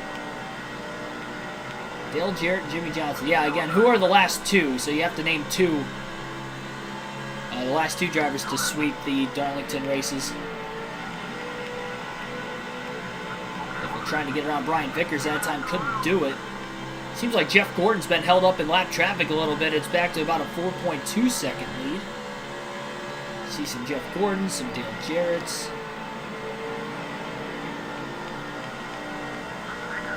See Jeff Burton from Saline 66. Give you guys a hint, another lap. I haven't seen anybody get both of them right yet.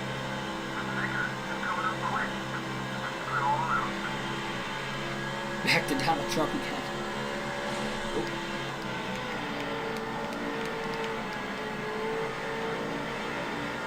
Scrape into the wall into turn 3.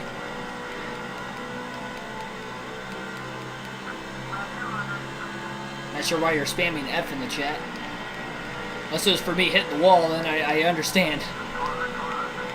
It happens sometimes. It's Darlington. Alright, so our hint tonight, I did see the correct answers down in the chat, but I've not seen the same person. Alright, I did not see one person give both correct answers. See Jeff Burton, Jimmy Johnson. I don't know what the hint's going to be because I have seen... I guess the hint is I have seen both correct answers, but I have not seen one person give both correct answers. So that's the hint.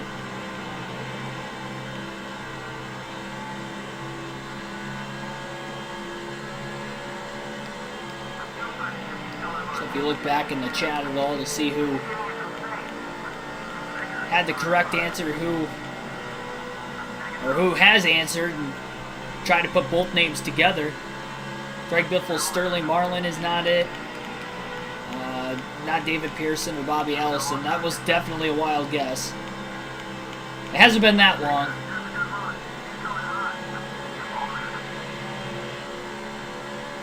Not Biffle and Gordon. You guys have been close. I will say that. You guys got a couple more laps to try and figure it out, though. Not Larson. I don't think Larson's won at Darlington yet. He's come close the last couple years. Definitely hasn't gotten the sweep.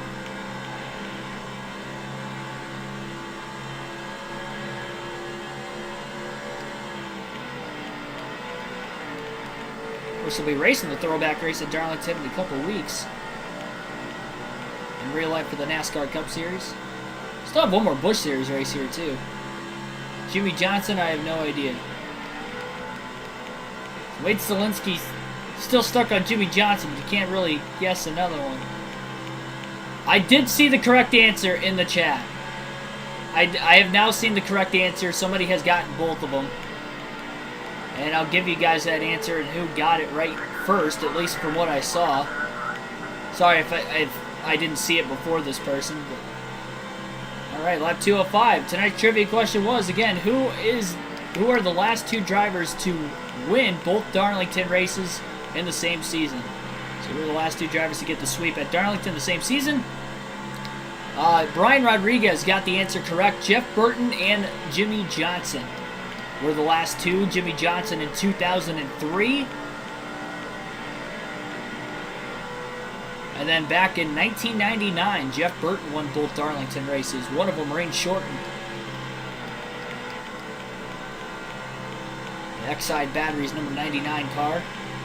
I believe that paint scheme is being ran as a throwback this year, if I'm not mistaken, from Harrison Burton. So it all kind of correlates with one another. But Brian Rodriguez, I believe, was the first one that got the answer right in the chat. Jeff Burton and Jimmy Johnson. So that was the... Yeah, I saw a lot of Jimmy Johnsons in there. I did see some Jeff Burtons as well before Brian Rodriguez, but nobody had both of them in the same one. In the same answer. Or the same person didn't get both of them. You got half right, so it's fine. I figured somebody was going to guess Jimmy Johnson, so that's why I went with the last two instead of just the last one, because I feel like Jimmy Johnson would have been answered correctly quickly, but I feel like Jeff Burton was kind of a tougher one. Both were rain short. Were they both rain shortened? I remember the one, I think it was the Southern 500, when he basically wrecked because they were actually racing when it was raining, and he wrecked in the rain, and he had to hold off Jeff Gordon until they threw the caution. He was just barely able to do that. I don't remember the other one, though.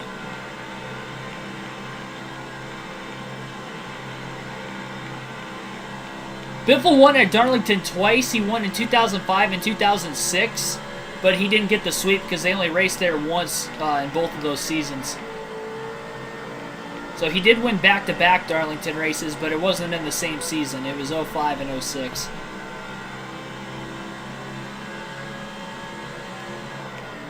And my bad, yeah, Jimmy Johnson's sweep was in 04, not 03. Ricky Craven and Terry Labonte won the races in 2003. My bad on that. 2004, Jimmy Johnson. 1999, Jeff Burton.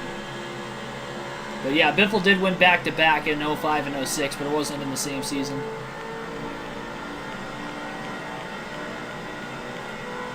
And then Kevin Harvick also won 2 races in 2020, but because they had 3 races in one season, it wasn't the sweep.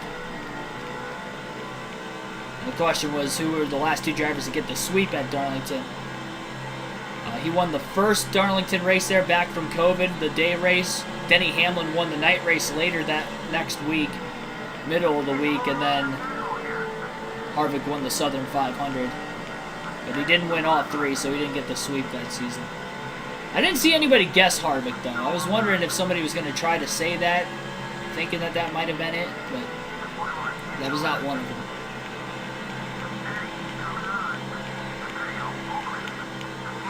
Oh, Biffle got into Robbie Gordon off of turn 4. He's still sideways.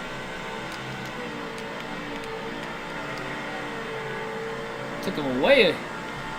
Ways down that back straightaway before he finally saved the race car. That was a big slide. We still remain caution-free as he has about a 3-second lead. Lost about a half a second of his lead after the contact with Robbie Gordon that last lap.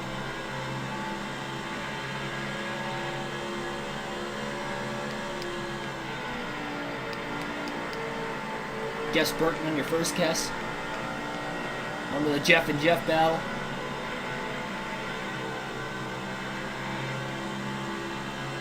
Could you imagine, though, if Jeff Burton got passed by Gordon after he wrecked in the rain before they called the caution?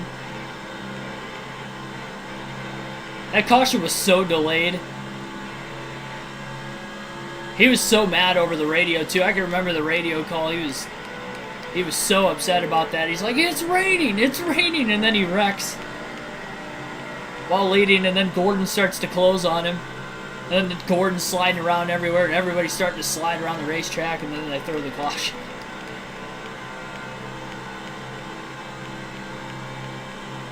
Jeff Burton was able to hold on.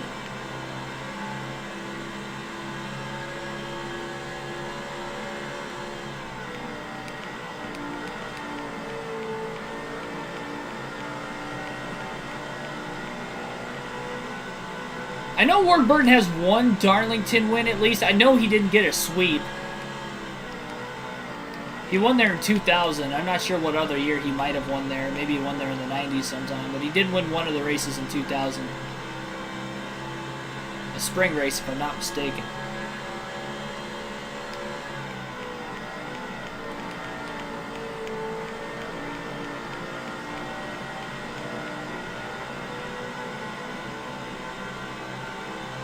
NASCAR Thunder 2003, they had a challenge about Ward Burton. Maybe he won there in 2002 also.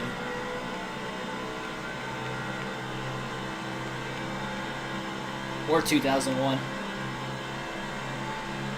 Considering that game would have came out in 2002.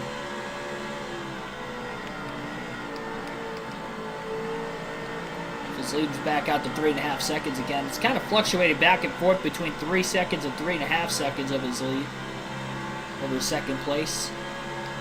Decent lap that last lap. He still only has one lap time in the 28.4s. Getting pretty close to that fourth stop of the race. Got about a quarter tank of gas left at lap 218 down the back straightaway.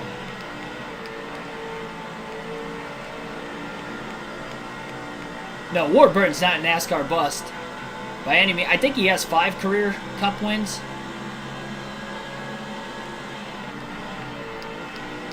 '2002 Daytona 500 champ. Won at Darlington, which is such a skill-based racetrack. Yeah, he's not a bust by any means.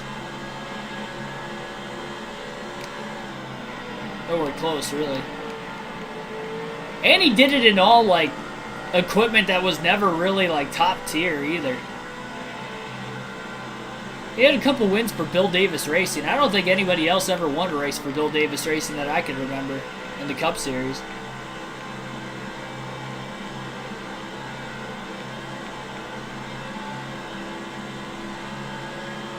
I'd say Ward Burton was one of the more underrated drivers in NASCAR history. I feel like Eric Jones and Ward Burton are on the same level of skill in NASCAR where they both deserve better rides. The only difference is Eric Jones at least had that better ride for a few years before he lost it. Even though it wasn't really his fault he lost it.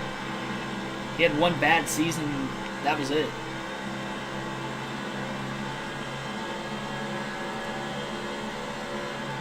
His first year with the 77 car for Furniture Row Racing was really promising. He had some great runs and then got a win in 2018. His first year with Gibbs, made the playoffs. Same thing the next year. He won the Southern 500 at Darlington, made the playoffs. I think he made it to the round of 12 both years, too. Danica Patrick and Shauna Robinson in the duels.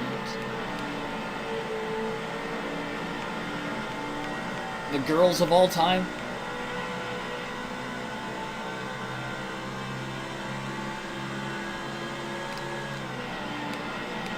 Shauna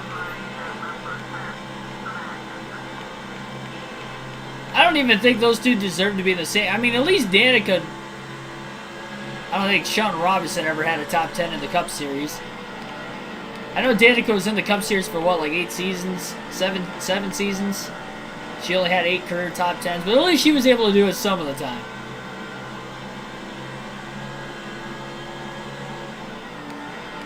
And she wasn't off the pace every week.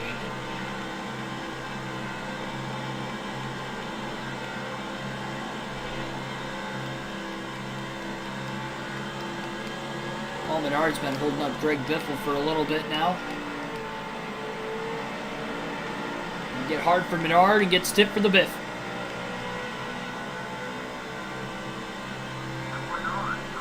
Biffle trying to get underneath the 33 car of Menard. And the rookie on the outside. Biffle finally underneath him.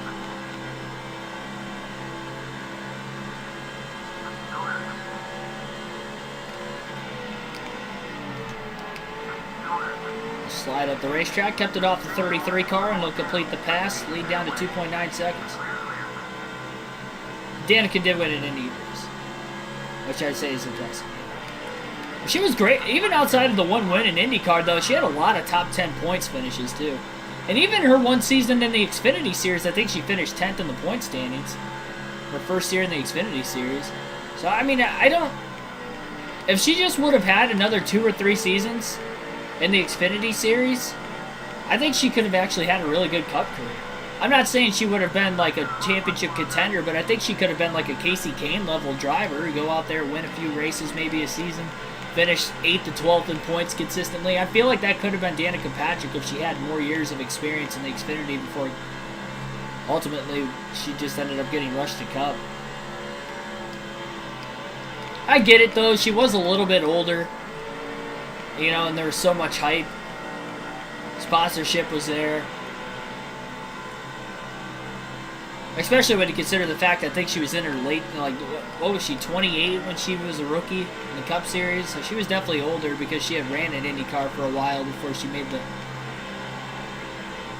jump to NASCAR.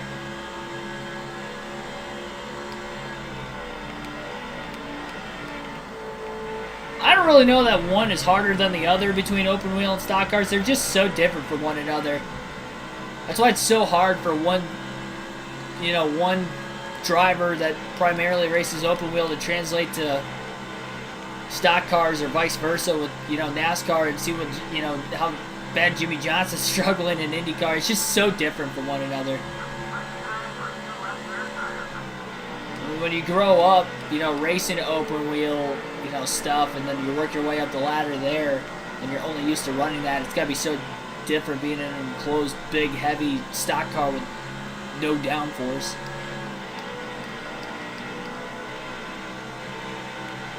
I think Hailie Deegan will ever drive in Cup. The way it's looking right now, I'd say no. I'd say I'd be shocked if she's able to get to Xfinity full-time the way she's ran the last year or two. Year and a half in the Truck Series.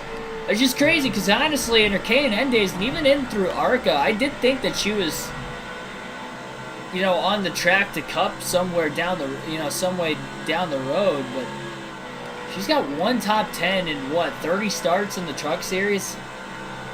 That's not good. That's just not good. Especially when you consider the fact that her teammate last year, Todd Gilliland, won a couple races. Ryan Preece won one race in his only start in the Truck Series last season, or at least in his first start. I think somebody's got to win for their team this year too, if I'm not mistaken. I could be wrong on that. I might be wrong on that.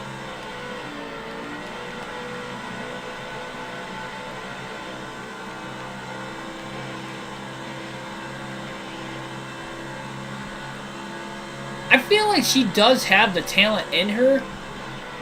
Something is holding her back, and it definitely could be mentally. And I think it's like that with a lot of young drivers that run well on a lower series, and then they work their way into a higher series, and they're just not as good. I think a lot of it is psychological. Because it definitely seems like what I feel, she does get pushed around a lot. Especially on like the short tracks. But she doesn't do any of the pushing back. Which her whole thing when she was in the K&N series, she was not afraid of anybody.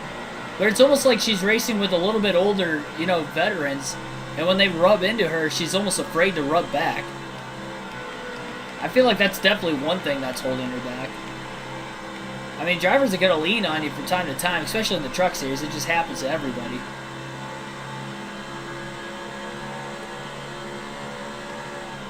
Biffle's going to stay out one more lap. He's going to pit at lap 235.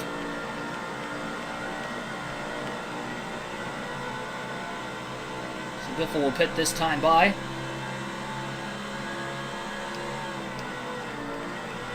Within the window to make it on 2 more stops.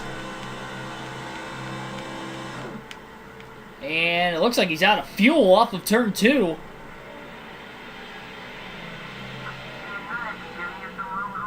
I don't think it's going to cost him too much time. There goes Jeff Gordon, Tony Stewart. It'll cost him a little bit as he coasted onto pit road. Still has to get on the brakes just a tad to make sure he wasn't going to speed. 4 tires of fuel for Greg Biffle. Yeah, it's going to cost him a little bit of time. He did have about a 3-second lead still.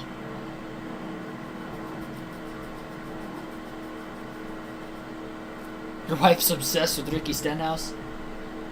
Is it the mullet? Well, I guess he shaved the mullet now.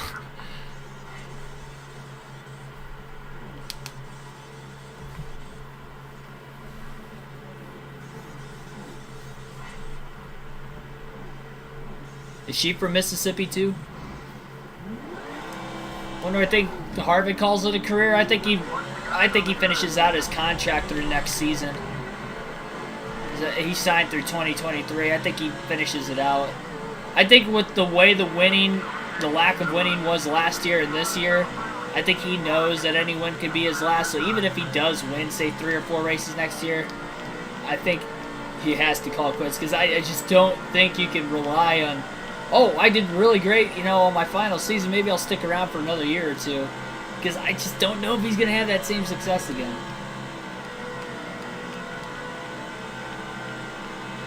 But he is super consistent. Well, last year he was. This year he's a little more inconsistent with this next-gen car. I think he's like 12th in the driver standings right now, 11th or 12th. I know he's outside the top 10. A couple other cars on pit road right now as well. Biffle short pitting again. A little bit fresher tires as Tony Stewart leads. Following Greg Biffle's 4th pit stop of the race. Biffle's dealing with a lot of traffic around him right now as well.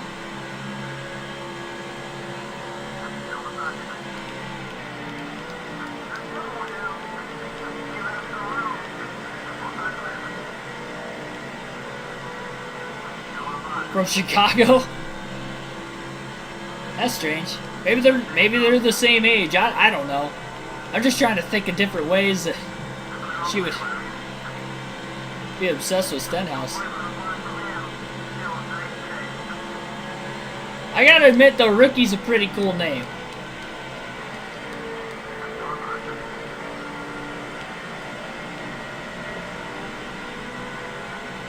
Name my son Ricky.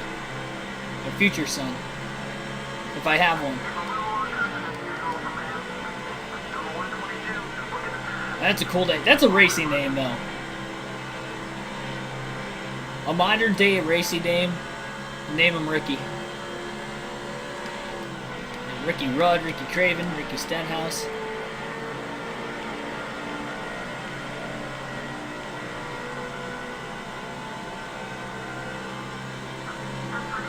I think Harvick's going to be, what, 46 at the end of 2023 when his contract's up.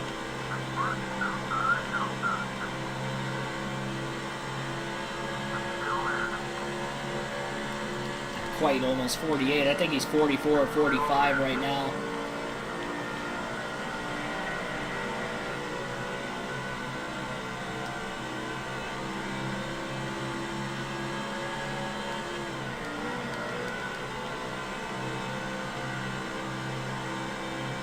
After Harvick, who's next to retire?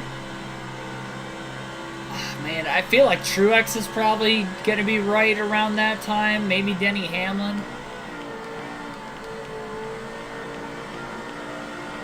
Especially with Hamlin struggling the way he has this year.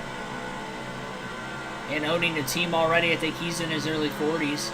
41, 42. I'd probably say Hamlin and Truex are probably the next two. Harvick is already 46. Is he really?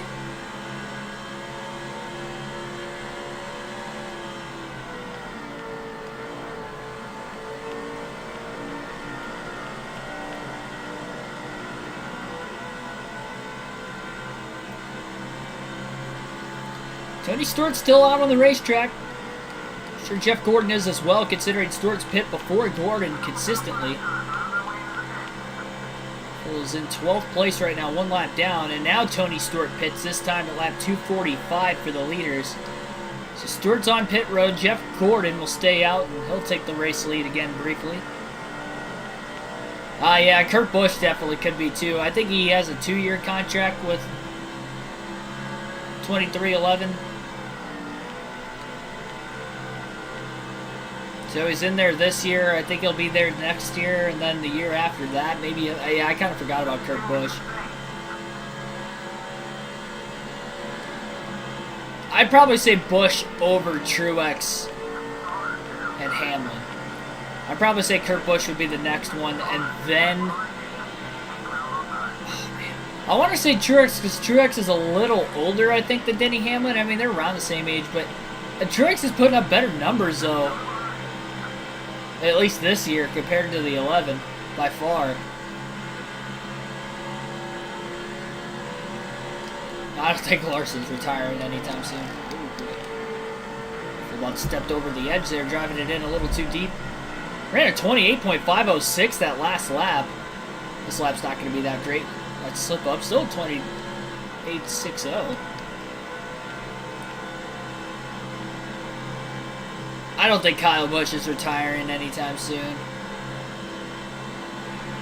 There's no way.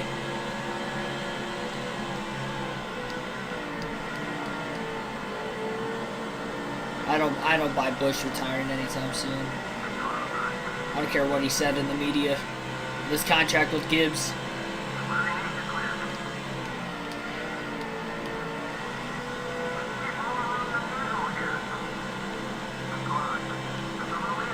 By the way, we are still caution-free in the Southern 500 as we close in on lap 250.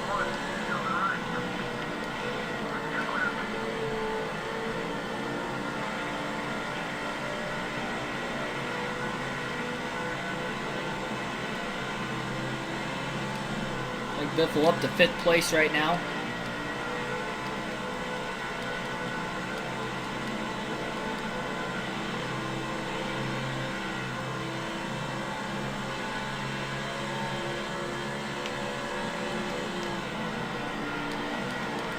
Jeff Gordon on pit road at lap 250 for the leaders. Dale Earnhardt Jr. back in the race lead once again.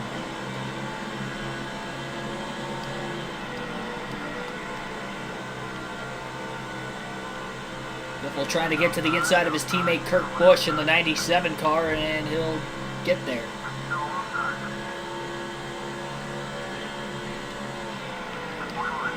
Oh, Busch! Just about hooked his teammate as he was trying to get to pit road, unexpectedly.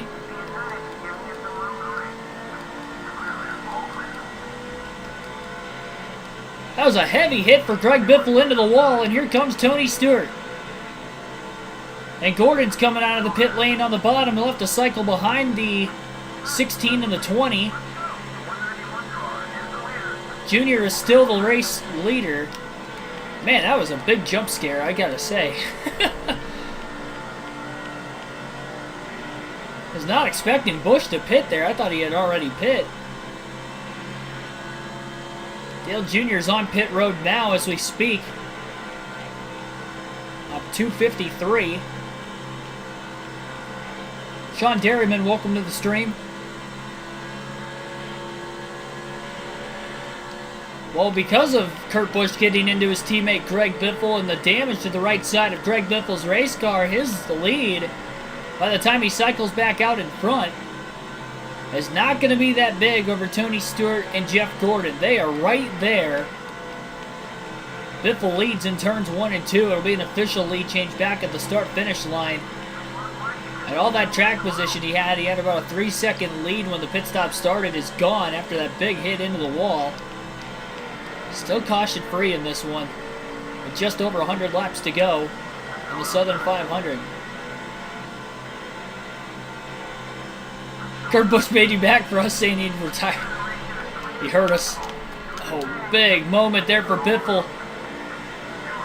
Just kept it off of the lap car, Bo Banks, who was on the outside. Here comes Tony Stewart again. Biffle's struggling with this car now, and with the damage, that's not good considering the fact that Jeff Gordon's closing in from behind.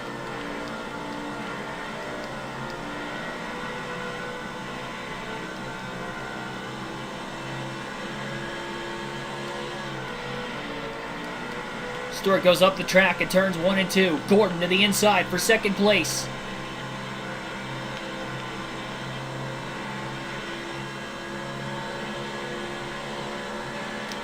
He's going to have to ride it out for a while. The window's not going to open to the end of the race for a little while. Gordon just drills the 16 of Greg Biffle into the wall. He did not waste any time.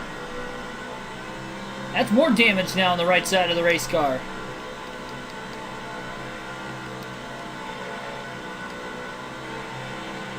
And here comes Tony Stewart in the 20. Gordon back to third. Biffle slides into turn 3. This car is all over the place. Trying to hog the bottom right now. Tony Stewart has closed the gap. Off of turn 2, Stewart looks low. Biffle trying to throw the block. Down the back straightaway, Biffle's in the wall in turn 3. He slides a bit more. And Tony Stewart is clear off of turn 4. 110 laps to go in the Southern 500. Tony Stewart leads.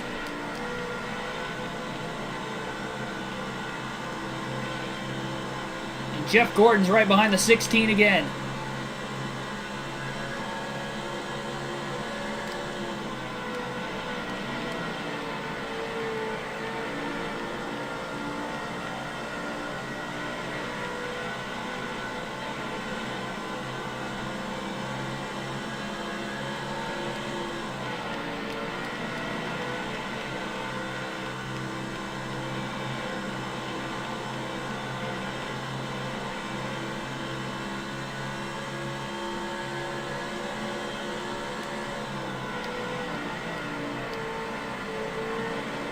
Biffle's not done yet, though. He's found a way to try and drive this damaged race car, and he gets back to the inside of Stewart for the lead off of turn 4.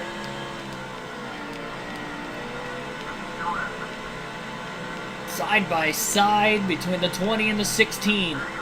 Off of turn 2, Stewart with a block as he's clear.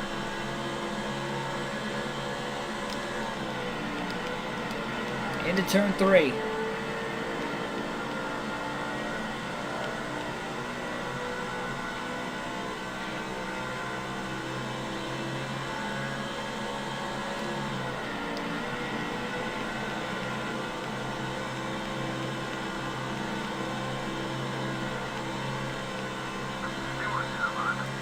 Biffle got underneath Stewart, but he couldn't get around him. Struggling to get back underneath him again, though.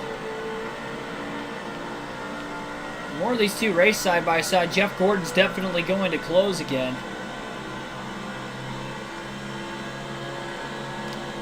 Watch out for Dale Jr. Outside of Jr. leading laps during green flag pit stops, I have no clue where exactly he's running. Biffle again to the inside of Stewart through 1 and 2.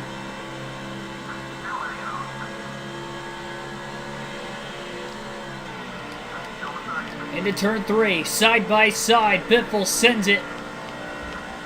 And he's clear off of turn 4.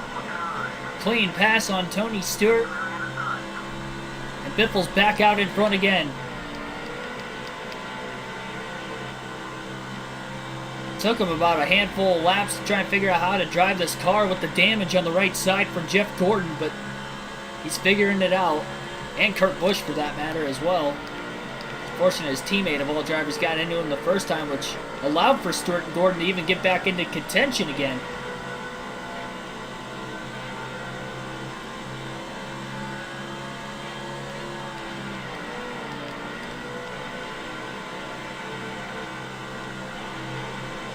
It's been a 3-car race this entire race because we have not had a caution that has really stacked the field up again.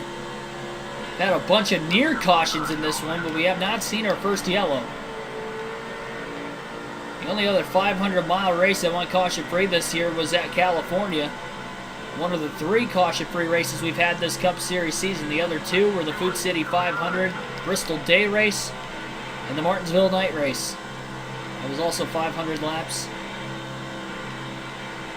Just like Bristol. Gordon is closed to Tony Stewart. And we are closing in on about 100 laps to go.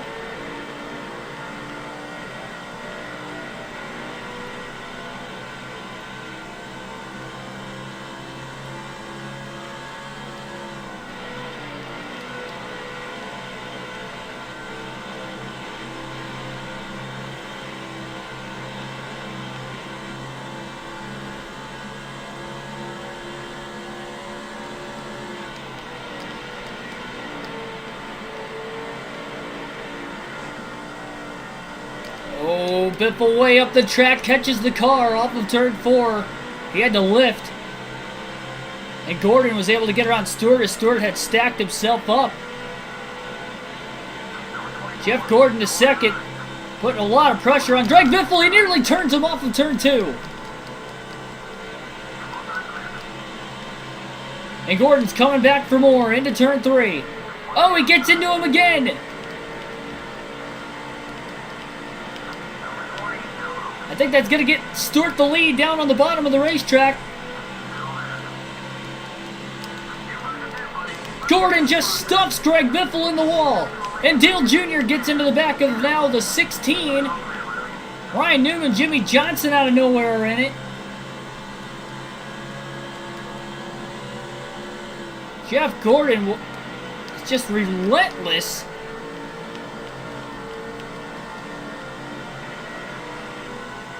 And the top 6 all of a sudden are all within about a second of the lead. And Tony Stewart's back out in front again.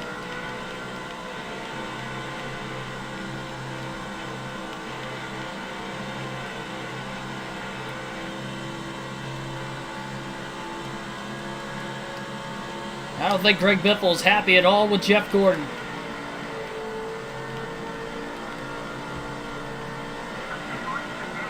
Halfway on fuel through this run. Somehow nothing is in the red right now on Greg Biffle as far as damage goes, so that's good. But he has more damage on the right side, which is definitely going to make a big effect on how this car is going to handle again. As he continues to try and learn to drive the race car with the damage. 4 cars under a blanket for the lead, and then Greg Biffle in 5th, and Dale Jr. 6th, not that far back as well.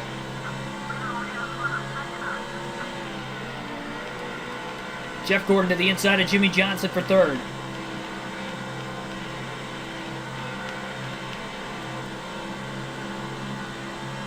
Johnson has not led yet the race.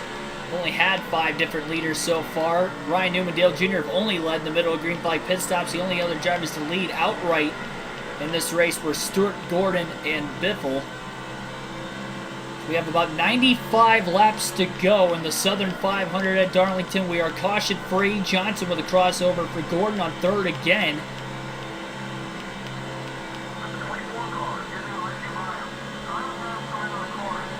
Jeff Gordon is upset with Biffle. He stuffed him in the wall a couple times late, costing him the lead. Gordon trying to get back around his teammate Jimmy Johnson again. Stewart's about to catch some lap traffic right now. That's going to stack him up. Once they get there, there's 3 lap cars at the top 5 are closing in on. Junior's lost pace from Greg Biffle a little bit. Gordon again to the inside of Jimmy Johnson in the 48. And now to the inside of Ryan Newman, it looks like, for 2nd place into turn 3. Biffle charges the corner, gets around Jimmy Johnson and Ryan Newman through turns 3 and 4. Trying to get back at the 24 of Gordon. About to get into lap traffic. Biffle so close to the back bumper of Gordon off of turn 2. Oh, Biffle slides the tires down on the bottom of the track.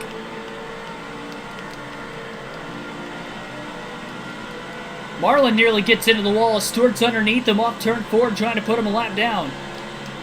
Another lap down at that. Gordon may get to the lead here shortly. Stewart puts the bumper to Bo Banks off of turn 2. They stack up a little bit. 3 wide now on the back stretch between Gordon, lap car Marlin, and Biffle on the inside. Contact in front.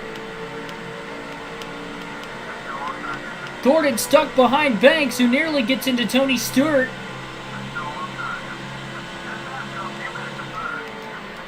Biffle may get around Gordon cleanly here if he could just charge the middle of the corner. Gordon's stuck in lap traffic on the high side. Lap car down to the bottom of Dave Dunn has just blown an engine. He's out of the race. Trying to make it back to pit road. Gordon with a block on Biffle into turn 3, and he's going to hang on. Well, maybe. Off turn 4. I think Biffle's got him. Biffle might get around the 24 cleanly after all, and he does. Clear for second. And he clears a lap car off turn 2 as well. Biffle back to second. I guess he didn't have to get back to Gordon's bumper. Biffle up the track a little bit into turn 3. Gordon may get back into him again, though. That's the problem. Very close between the two of them. Half a second off the lead from Stewart. 90 laps to go. Pit window opens with about 67 laps remaining for Greg Biffle.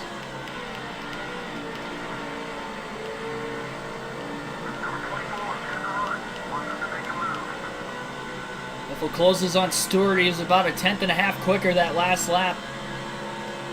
Pulled Gordon by about a car length through 3 and 4 alone. Deep dive into turn 1. All 4 tires down below the apron. Got it to stick. Didn't slide too much.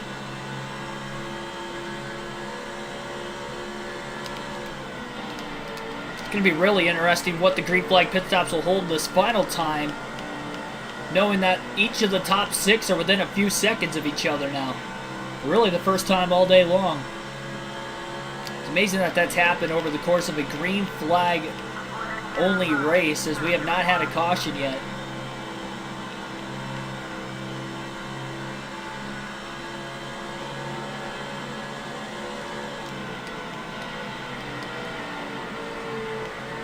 Overdrives turn 3 just a little bit. Kind of worked it to diamond the corner off, back down to the bottom in the center, and drifted up wide off the exit of turn 4. Finding himself back in line, drives it deep into turns 1 and 2 now. Actually got it to stick really well down on that white line. And he's got to run on Stewart off of turn 2. Will they be side by side for the lead into 3? Nope, not quite. Stewart shuts the door on Biffle.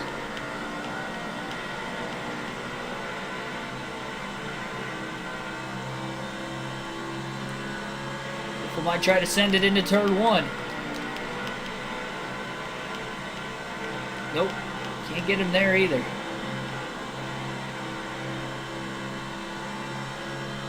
Tony Stewart trying to get 2 wins in the last 3 races. Contact. Side by side, Stewart gets the drive off turn 4 and again hangs on. Biffle wiggles, overdrives turns 1 and 2. He is desperately trying to get around the 20. Mark Martin, the unluckiest driver in NASCAR history. Definitely up there.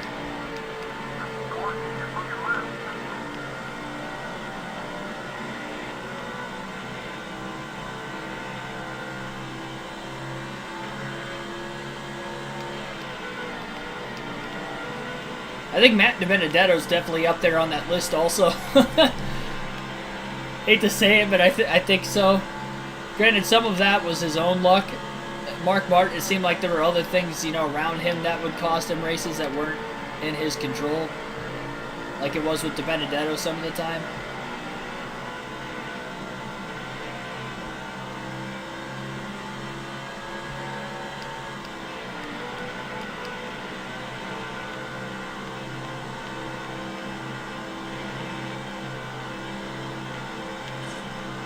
Slams a wall. Off of turn 4, Jeff Gordon closes to the outside. Biffle slides up in front of him in the middle of 3 and 4. Oh, Gordon just got the wall off turn 4 himself.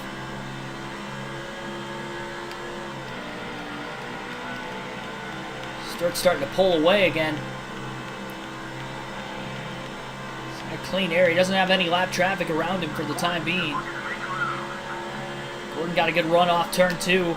No mistake from Biffle that time either.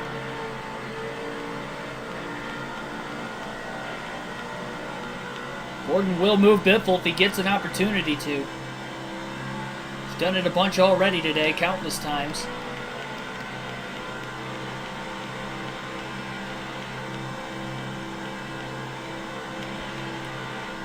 They're just trying to survive to the next set of pit stops. 80 laps to go this time by. Window will open in about 13 laps.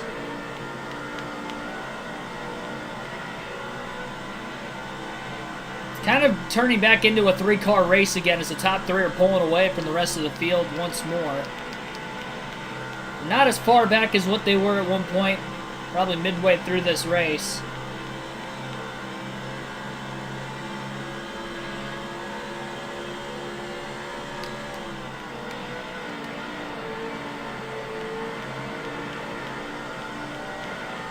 Gordon to the high side in 3 and 4. Lost a lot of ground that time to Biffle. Biffle gained a 10th on Stewart in that corner alone.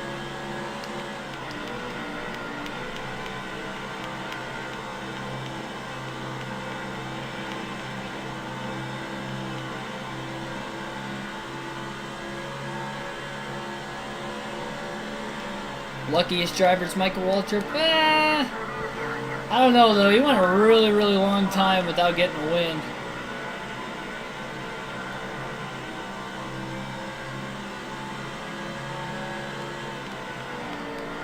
He was really good on the super speedway races. I know DEI as a whole was really good on the super speedways, which definitely helped. But he had good runs at Daytona before. I think he finished top 5 in the 2000 Daytona 500 in the 7 car. Or sorry, 1999, the 7 car. He had good runs at Daytona, Talladega in the past.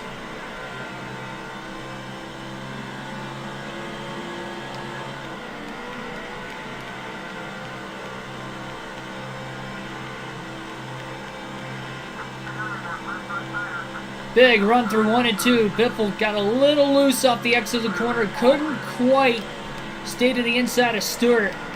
But he has ran back down the 20 car again when it looked like Tony was getting away there for a little bit.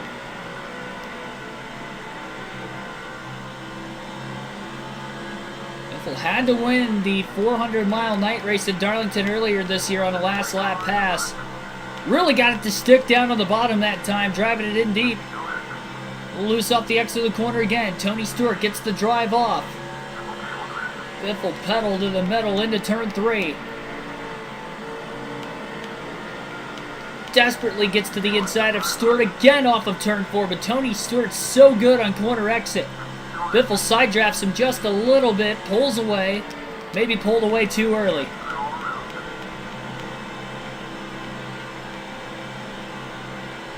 I definitely think you have to be lucky to win that many races as Richard Petty did. That's a very good point.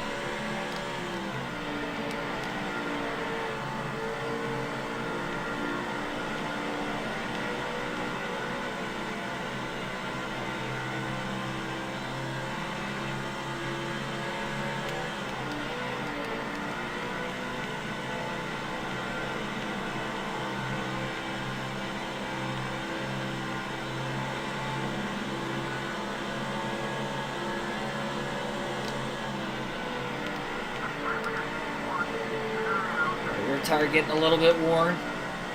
Lap car in front of Stewart. Biffle's trying to pick Stewart behind the lapper in the 103. That's Clay Dixon. Stewart trying to squeeze himself potentially 3 wide middle. Stewart dives down to chop Biffle off of turn 4, but he's still stuck behind Dixon. Biffle gets a little loose into turn 3.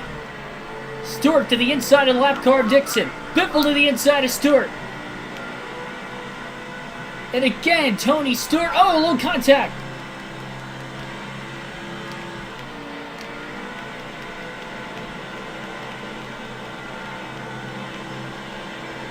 Biffle might have had a chance to stay underneath him into 1 that time if he didn't make the contact with him. That actually knocked the 16 a little out of shape. To the outside in 3 and 4. Really up into the marbles. Really trying to diamond the corner off.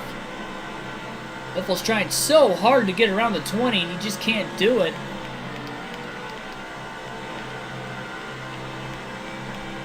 Pit window open in about 3 laps. Again, Biffle to the inside of Stewart off turn 2. Again, he gets into him. Trying to back up turn 3.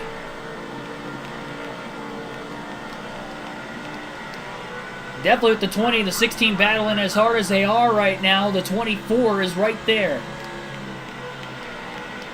70 laps to go at Darlington. Again, Biffle inside of Stewart off turn 2. Can he get him this time? Into turn 3. Biffle got it to stick that time. Oh, he gets into Stewart again.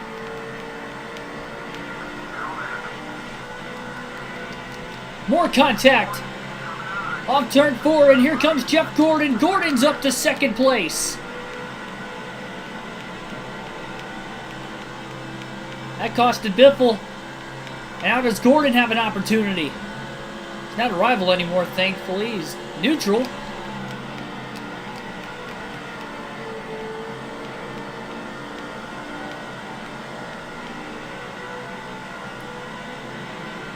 What a battle.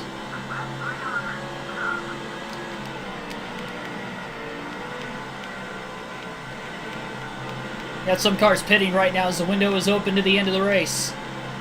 Especially if you're a lap down.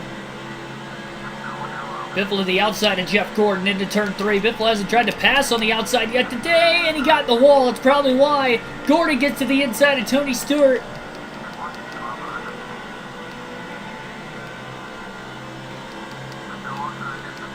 And Jeff Gordon is in the lead. Biffle tried so hard to get around Tony Stewart for so long, and he's still trying to now for 2nd, but it's Jeff Gordon who leads the race.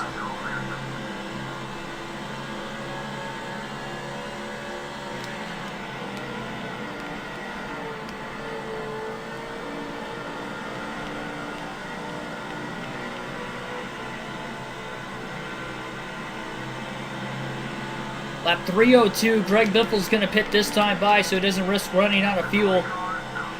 Gets to the inside of Tony Stewart again through 1 and 2. He's finally going to get around Stewart, but it's going to be when he has to pit this time. He's still not going to be able to get to the lead, though, because Gordon has the lead now into turn 3. And Greg Biffle will pit for the final time today. Within the fuel window to make it to the end, it'll be 4 tires and fuel. No adjustments on the 16 car.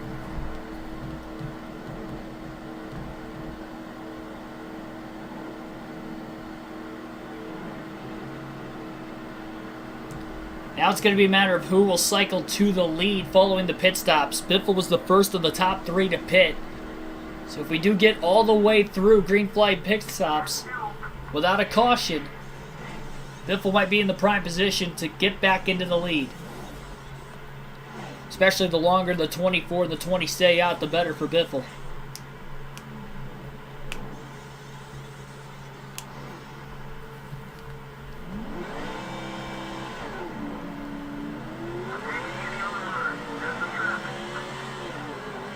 Working back up onto the racetrack.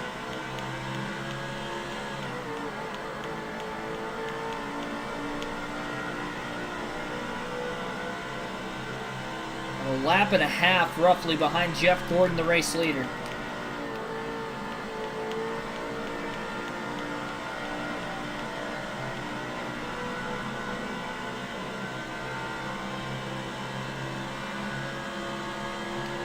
Clean stops all day for the 16 crew. It's 2 races in a row. They have 4 clean stops at a race that we saw 4 green flag stops at Kansas despite the 2 cautions we had in the final 77 laps. And today, 5 green flag pit stops so far. All clean stops again in the Southern 500. And can Greg Biffle go back-to-back and get the Darlington sweep today for win number 14 on the season? It would be career win number 15 if he can find victory lane in this one.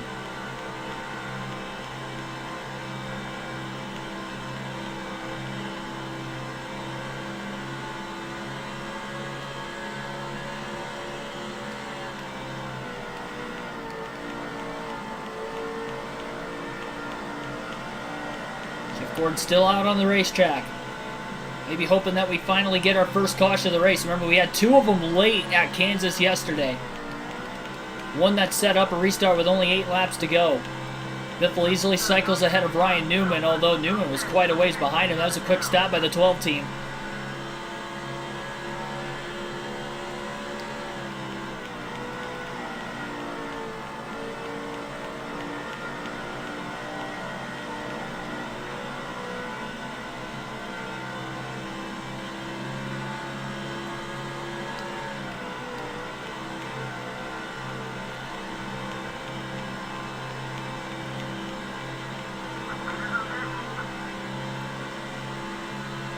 Gordon's still on the track. 60 laps to go at Darlington.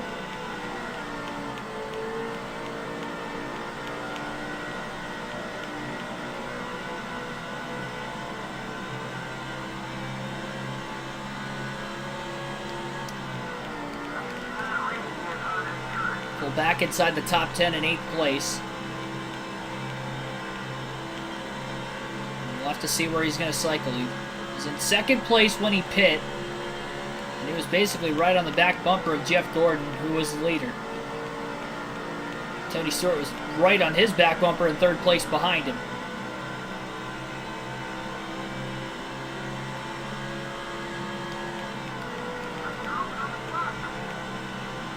Full now to 6th. Jeff Gordon stays out of the pits another lap.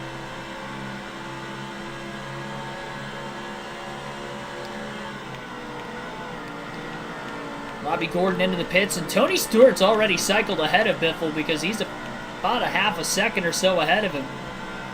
So hard for Biffle to get around Stewart that entire last run, and he can't struggle to do so again this late in the race. So Jeff Gordon may be pitting this time. And it looks like he will. Gordon is on pit road, Dale Jr. to the lead. Jr.'s going to stay out a little bit longer.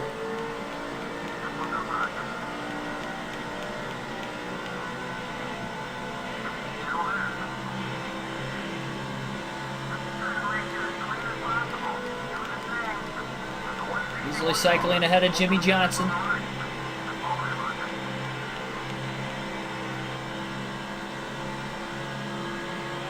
Car in the 122 coming out of the pits.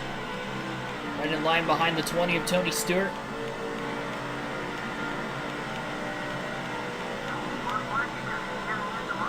Could have our 4th caution-free race of the season today.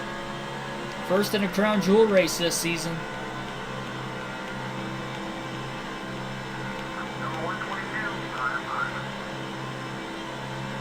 Oh, Biffle just got into the lap car off of turn 2. Gonna hold him up a little bit.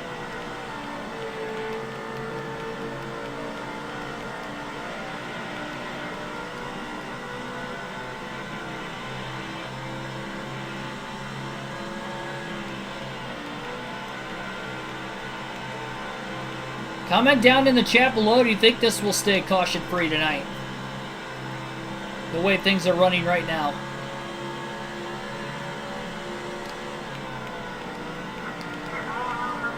Can't tell if that's Jeff Gordon in front of Tony Stewart or not.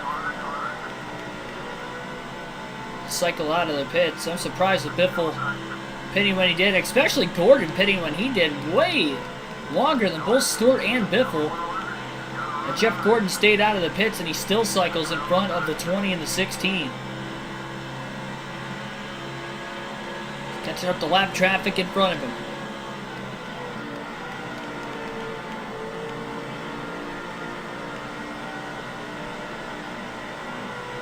Don't think it'll be caution free. Sees Mark DeMars down in the chat. So again, Dale Jr. still has to pit. He's the last car on the lead lap that has to make a stop. In fact, he's the only car on the lead lap right now because Gordon Stewart and Biffle running second through fourth are a lap down. Jr. is trying to basically win the race if a caution comes out while he's still out on the racetrack. Big brain move by the 8 team. And the call from Tony Erie Sr. upon the pit box. Tony Erie Jr., excuse me, upon the pit box. Stewart to the inside of Jeff Gordon. 3 wide. Greg Biffle's going to try to take it in on Stewart and Gordon. Off of turn 2. I think they're still going to be 3 wide. Into 3. Dale Jr.'s on pit road. Biffle clears Stewart. Can't get the momentum though. The car's on the outside there. Couldn't let the car just drift up off the exit at turn 4 without running into the side of him. He didn't want to do that. But he has Tony Stewart cleared finally off of turn 2 for 3rd. It'll be 2nd. Once these guys cycle ahead of Dale Earnhardt Jr., who's on pit road now. Biffle holds off Stewart. Gets to the inside of Gordon off of turn 4. And they'll be side by side for the lead into turn 1. Junior on the bottom of the track trying to get up to speed. Will cycle in line behind these guys. And Biffle will get around Gordon for the lead off of turn 4. Turn 2. NASCAR Applebee's Cup Series. Welcome to the stream. It's an interesting name.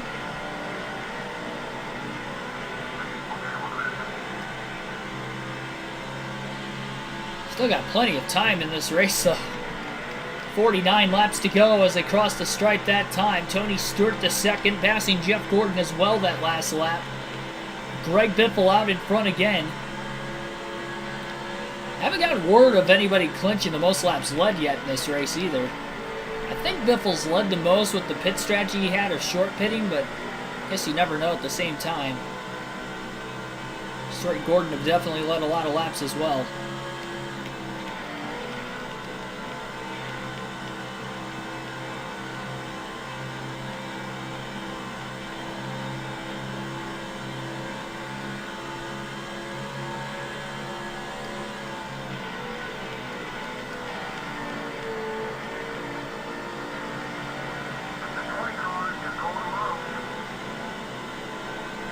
Stewart trying to put the pressure now on Biffle and force him into a mistake. It's been so hard to pass the leader today. It's been done a few times here and there. Biffle's done it a couple times. Stewart's done it a couple times. Gordon's done it a couple times. They're really the only 3 that have done it. The only other drivers that lead laps are Dale Jr. and Ryan Newman. It's because they stayed out longer than everybody else on pit road. Or from pitting.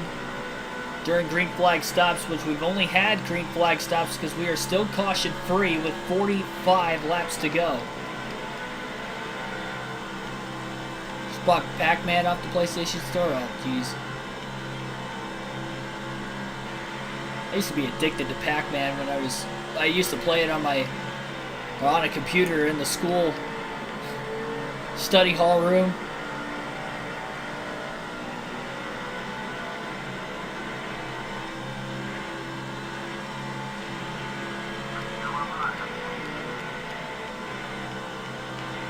I got good at it though. I mean, putting in a lot of practice in on it. That was with the keyboard too.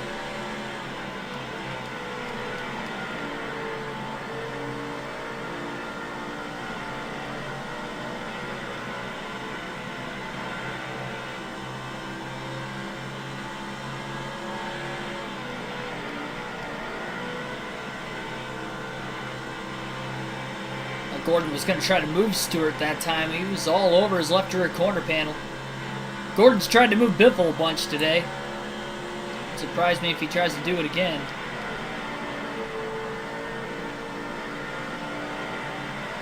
It's just kind of fitting that this race is come down to these three after all these laps. They've seemingly never been apart from one another. Very briefly, they were middle of the race when Biffle had short pitted about 10 laps compared to Stewart, 15 compared to Gordon. He had about a 3 to 3.5 second lead. But then after the fourth stop of the race, it wasn't like that anymore because Biffle had contact with Kurt Busch when Busch was trying to hit pit road. After Biffle had already made his stop, and that allowed Tony Stewart to get what was then the eventual lead, and Biffle struggled to get around him that entire last run. And Biffle never actually ended up leading the lap the entire last fuel run. He cycled to the lead right after Dale Jr. hit pit road now. It was a good time to do it. Now that they're settling in, it's going to be hard to get around the 16 car without putting the bumper to him. Again, Jeff Gordon might. I think he's neutral now. He's not a rival anymore. But even if he accidentally gets into us once, he'll probably be a rival again. That's kind of what sparked it the first time anyway. Just ran a lap time of 28.599 from the lead that last lap, so he's put together some good laps. Not too many laps on these tires. About 25 laps. I guess that's quite a few considering this is a very old surface.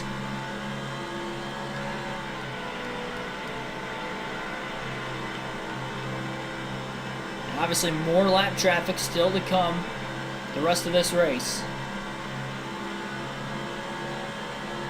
Just needs to continue to hit his marks.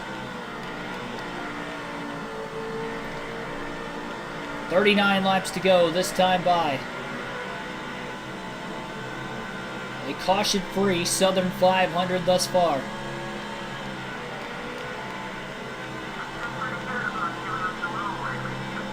Wonder if Ryan Newman, Dale Jr., and Jimmy Johnson will have a chance if the top three start to battle for the lead like they did during the last run. They closed in, but then they fell apart once the battle between the three of them kind of slowed down a little bit as they got onto older tires. Scott Riggs will be the first lap car these leaders are going to have to catch during this final fuel stint of this race.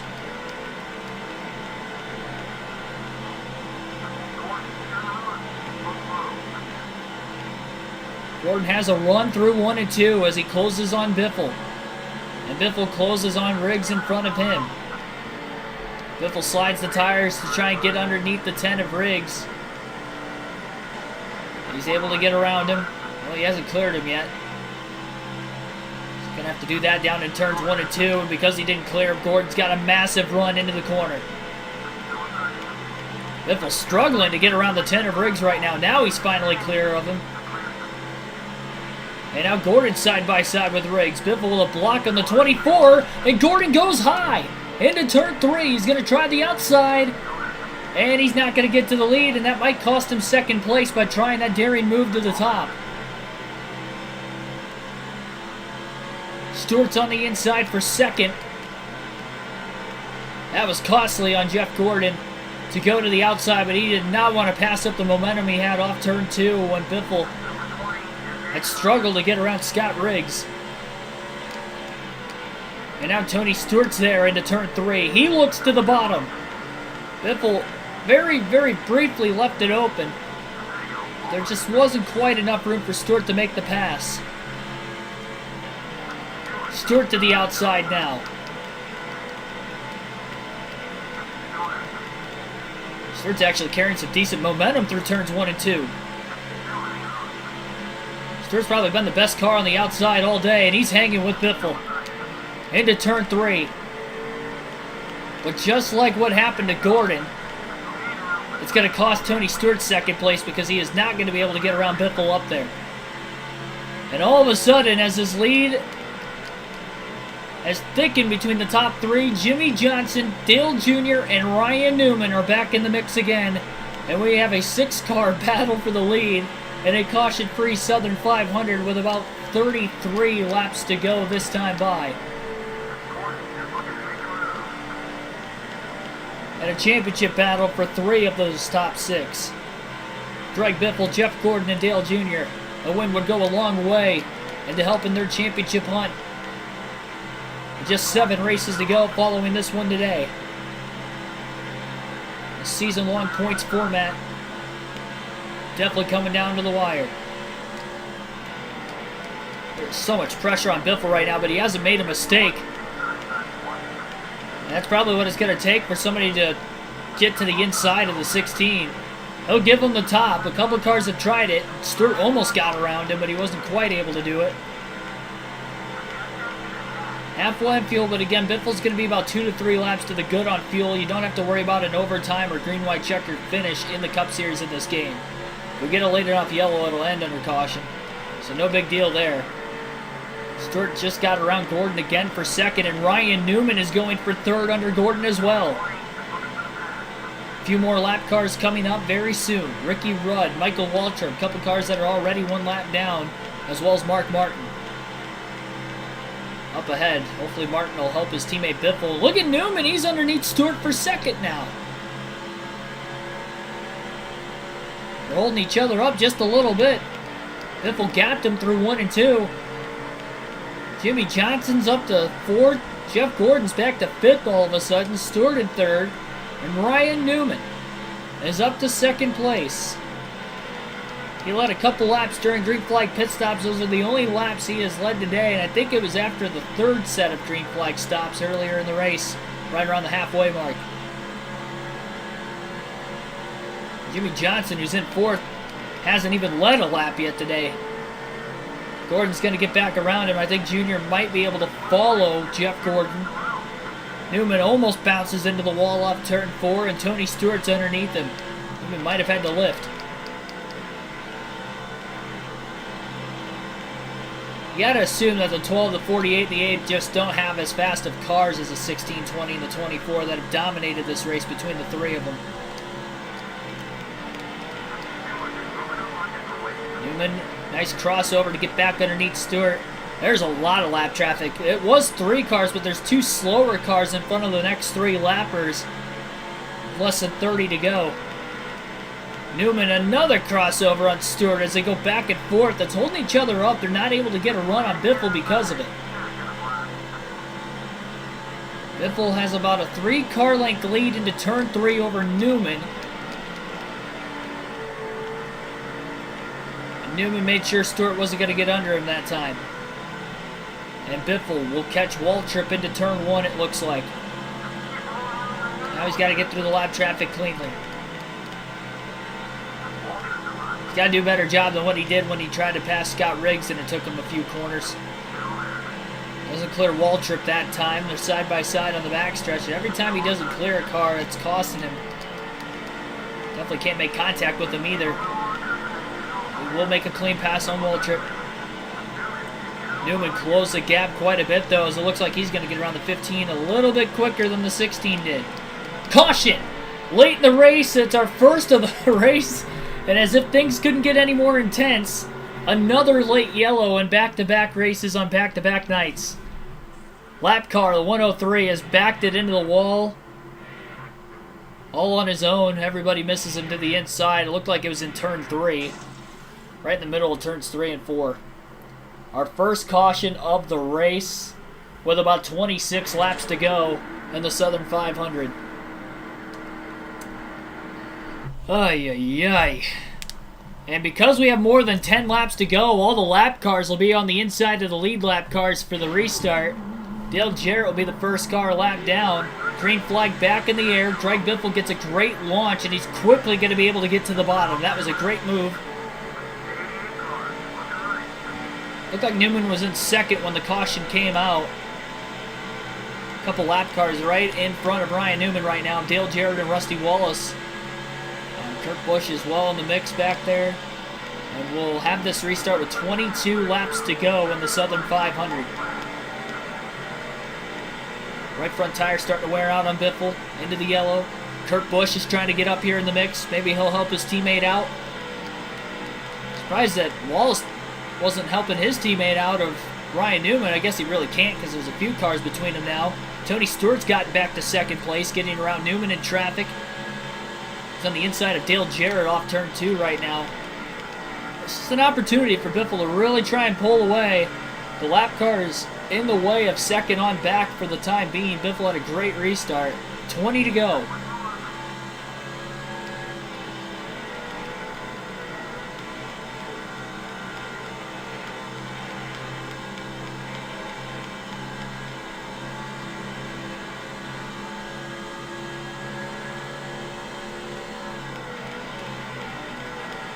Always appreciate the comment, Historical Cinematics. Glad you guys are enjoying tonight's race.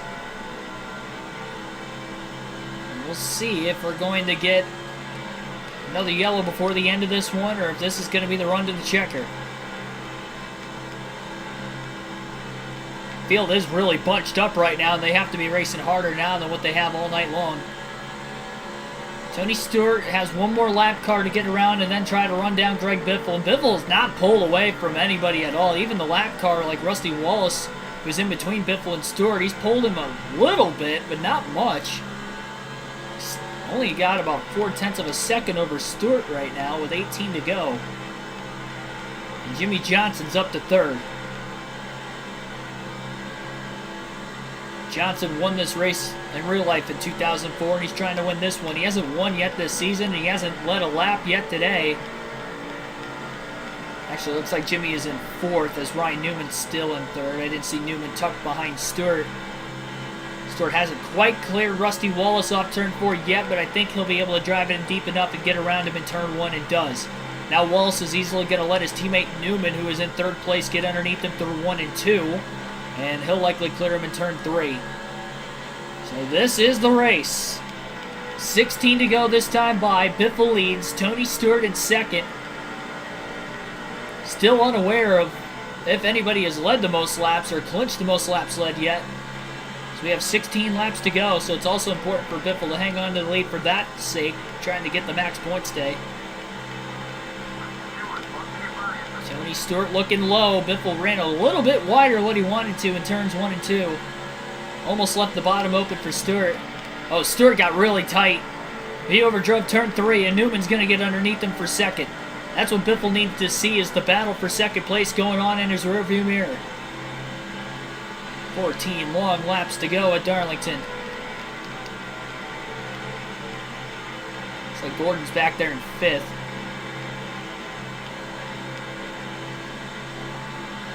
Assuming Dale Jr.'s in 6th, but he could have lost some spots on the restart with the lap cars in the way. Stewart going to cross over Ryan Newman. I don't think Newman has anything for Greg Biffle. I think if somebody's going to get around him, it's either going to be Tony Stewart or Gordon, if Gordon can find his way back up to second with enough time to get to Biffle.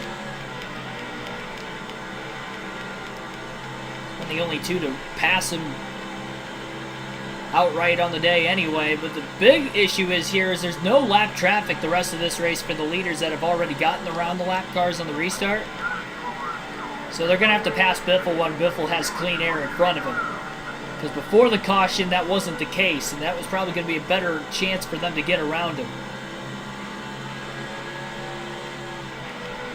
Unless they time the jump on a restart out, we get another one. That'd be the only other way they could really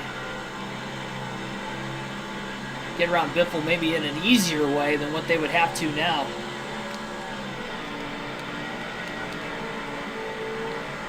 Stewart and Biffle both ran flat on entry into the corner. Biffle held it a little bit better than Stewart, though.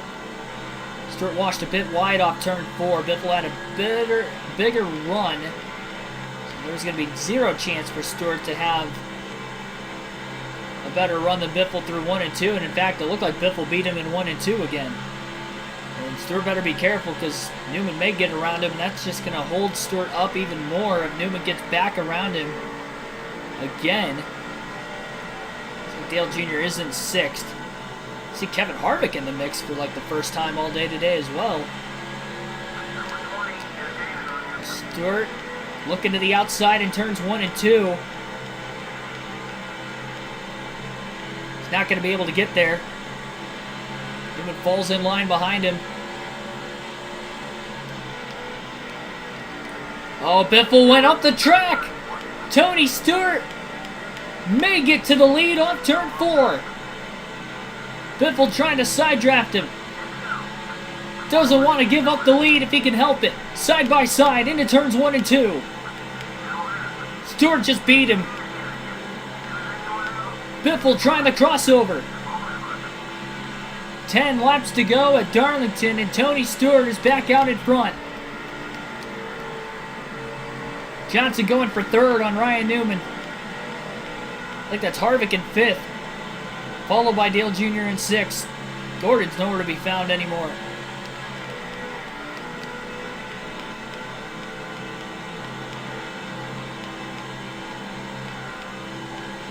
A good run off turn 2 for Biffle. Can he get around the 20? Nope, not that time. He overdrives it. Johnson may get underneath him. Nope, not quite. Jimmy has to stay in third. Tony Stewart trying to win his first Southern 500, as well as a young gun Biffle in just a second Cup Series season. And Jimmy Johnson for that matter, but he won this race in real life in 04. Biffle won in real life in 05 and 06. Stewart never won it in his entire Cup Series career. Biffle gets into him.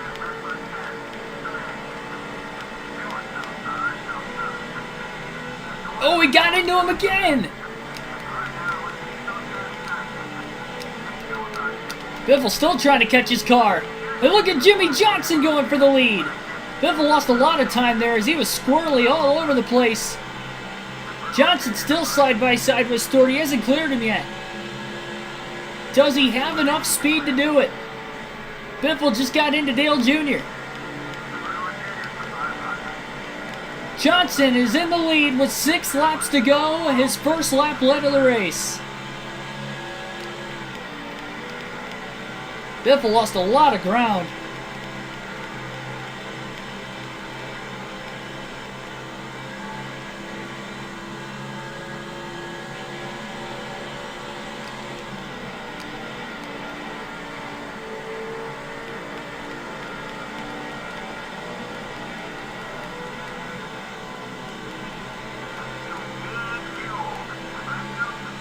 Biffle plenty good on fuel to the end. Has to block Elliott Sadler into turn 1.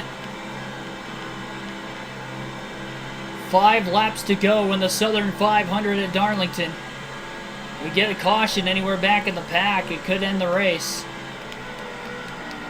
And can Tony Stewart get back around Jimmy Johnson in the 48? If Johnson holds on to win, he's going to lead only the final 7 laps of this race.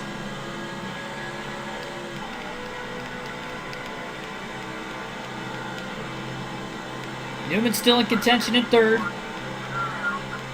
Biffle's got a lot of cars to pass with very little time to do it. It's been so hard to pass the leader today. He was battling so hard with Tony Stewart when he was side by side, and him making that contact off of turn 4 costed him so hard to run side by side at Darlington for that reason. That just killed his momentum, and now he's back to 4th. Definitely pulled away from Sadler. He's got a big run on Newman. I don't think Johnson has as fast of a car, though, as Tony Stewart and Greg Biffle. It's going to be solely based off track position on if he's going to be able to actually hold on. Biffle puts the bumper to Ryan Newman in the middle of turns 3 and 4.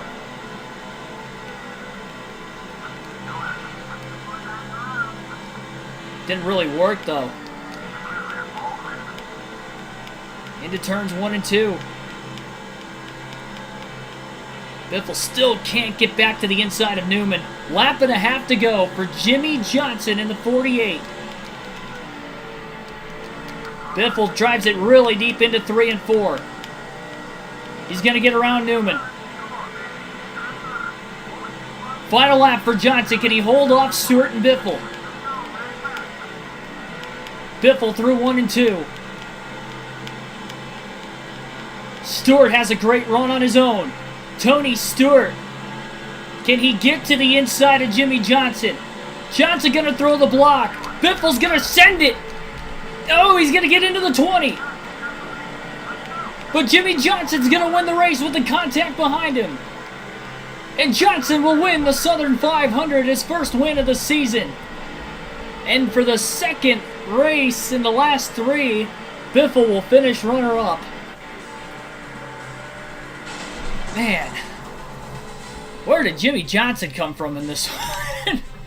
7 laps led. It was the final 7 laps. And Jimmy Johnson wins the Southern 500 as he did in real life in 2004. Replicating history. I mean, he earned it. He put himself in that position. Man. Biffle went from 4th to 3rd, or 4th to 2nd those last, lap and a half? And he sent it in that final corner trying to get to Jimmy Johnson. He couldn't do it. Knocked Stewart up out of the way. Stewart was still able to recover and finish third. Great race. Jimmy Johnson is going to win it. His first win of the season. I wonder how many different winners that gives us on the season.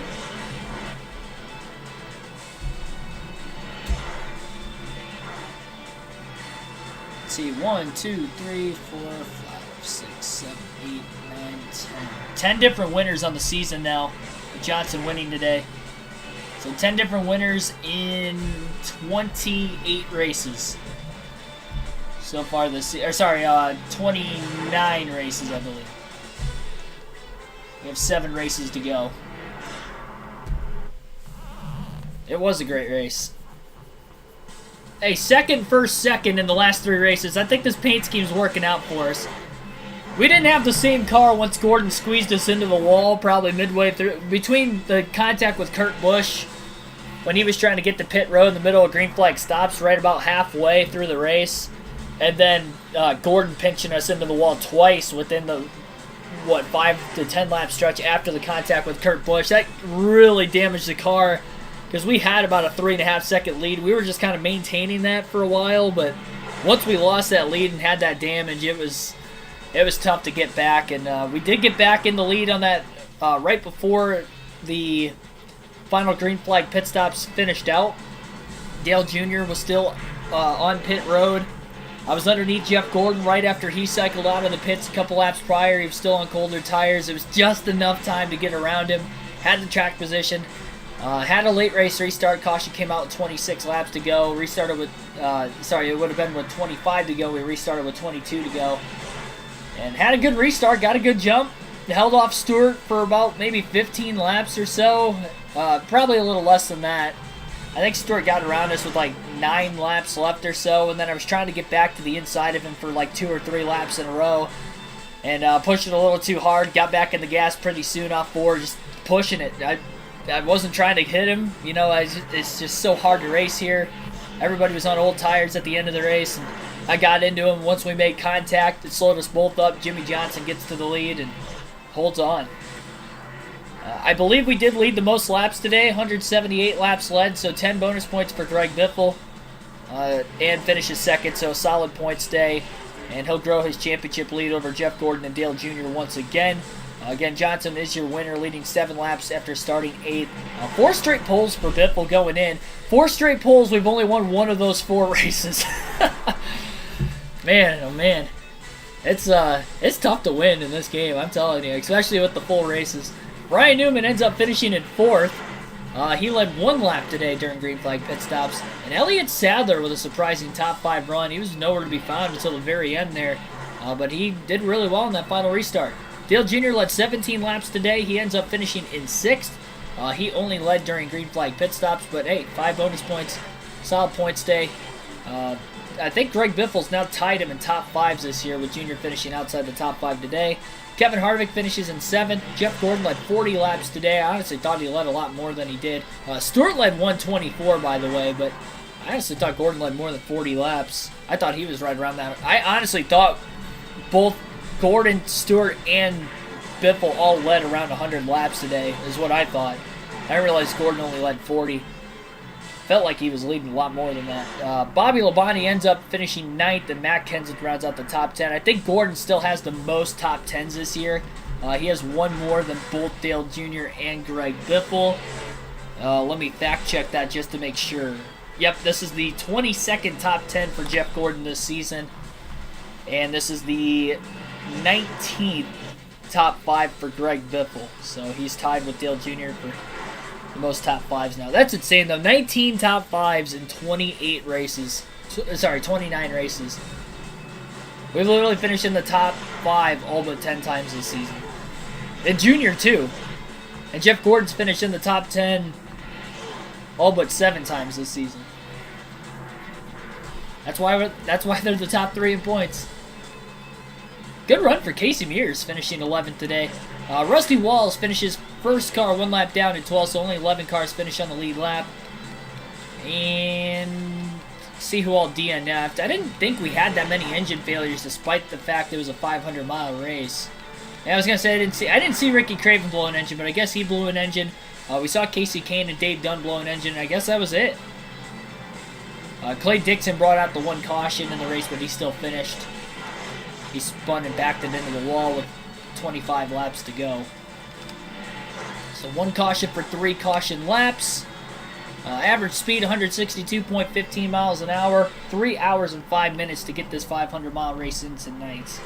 With just the one caution. 34 lead changes, quite a bit. That was a very competitive race, mainly between the top 3. But you saw some other drivers lead there. And even though, and by the top 3 I meant Gordon, Biffle, Stewart, by far the 3 fastest cars. None of them won though. Jimmy Johnson steals the show. Johnson had like maybe a 5th place car today, but that final restart put him in contention, and he survived it. Got through the field. I mean, what? He restarted probably 4th or 5th, so did a great job.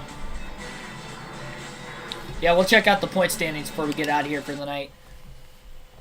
Just a reminder, tomorrow night's live stream will start also at 6 p.m. Eastern Standard Time, and it will be another NASCAR Nextel Cup Series race on NASCAR Chase for the Cup 2005, and it'll be under the lights at the Las Vegas Motor Speedway. Another mile and a half, but remember, this is old Las Vegas, flat Las Vegas, and I believe the one time we raced here in the Chase for 8 season with Jimmy Johnson, it was one of the best finishes we had. We were 4 wide for the lead with like 2 or 3 laps to go, off a restart with like 5 to go. It was insane.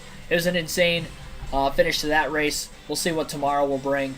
Obviously, the caution kind of, compacted the field late, but it was an AI wreck, so it wasn't like there's anything out of our control. We've seen late cautions in the last couple races now. Even Talladega, I think, had a late race restart in the last, 34, or I keep saying Talladega. Daytona had a couple late race restarts in the final 30, 40 laps as well. So the last 3 races now, we've been, I guess we didn't see one at Michigan. No, we did Michigan. I finished 2nd there. So, yeah, last 3 races, we've seen at least 1 or 2 cautions in the last 40 laps. Kind of setting up some spicy late race restarts, but take a look at those points now. I'll keep we have good luck going right now with this chromed out paint scheme, if you want to call it paint scheme, our test scheme. Outside of Daytona, though, we're doing pretty good. We qualified on the pole and led the most laps at Daytona. Led 49 of the 160 laps. I just unfortunately finished 14th. But, honestly, since then, though, first, second, 4 poles. 145-point lead over Dale Earnhardt Jr. and 251-point lead over Jeff Gordon going into tomorrow night's race at Vegas. So, not quite a 1-race lead in the point standings for Biffle. It's definitely looking more and more comfortable. That blown engine by Dale Jr. 2 races ago at Michigan really did it. Between that, it was a complete 180. Again, if you haven't watched it, go back and watch the end of that race. It was specifically the last 60 to 70 laps. If you want to fast forward to the final 30, I would recommend that too. But the fact that we were literally at 38th, 1 lap down with less than 60 laps to go, we finished 2nd because we got the free pass position. Because of a late race restart with 25 laps to go, and I had to put 2 tires on to get the track position, to get to the free pass position, and then we were able to take 4 tires when we got the caution that I didn't know if we were going to get, because we literally went over 100 laps before that caution came out with about 25 to go, and drove through the field to finish 2nd on fresh tires. Tony Stewart won the race. But if it wasn't for that comeback, we probably have the points lead with the last 2 races the way they've gone, with the win in 2nd.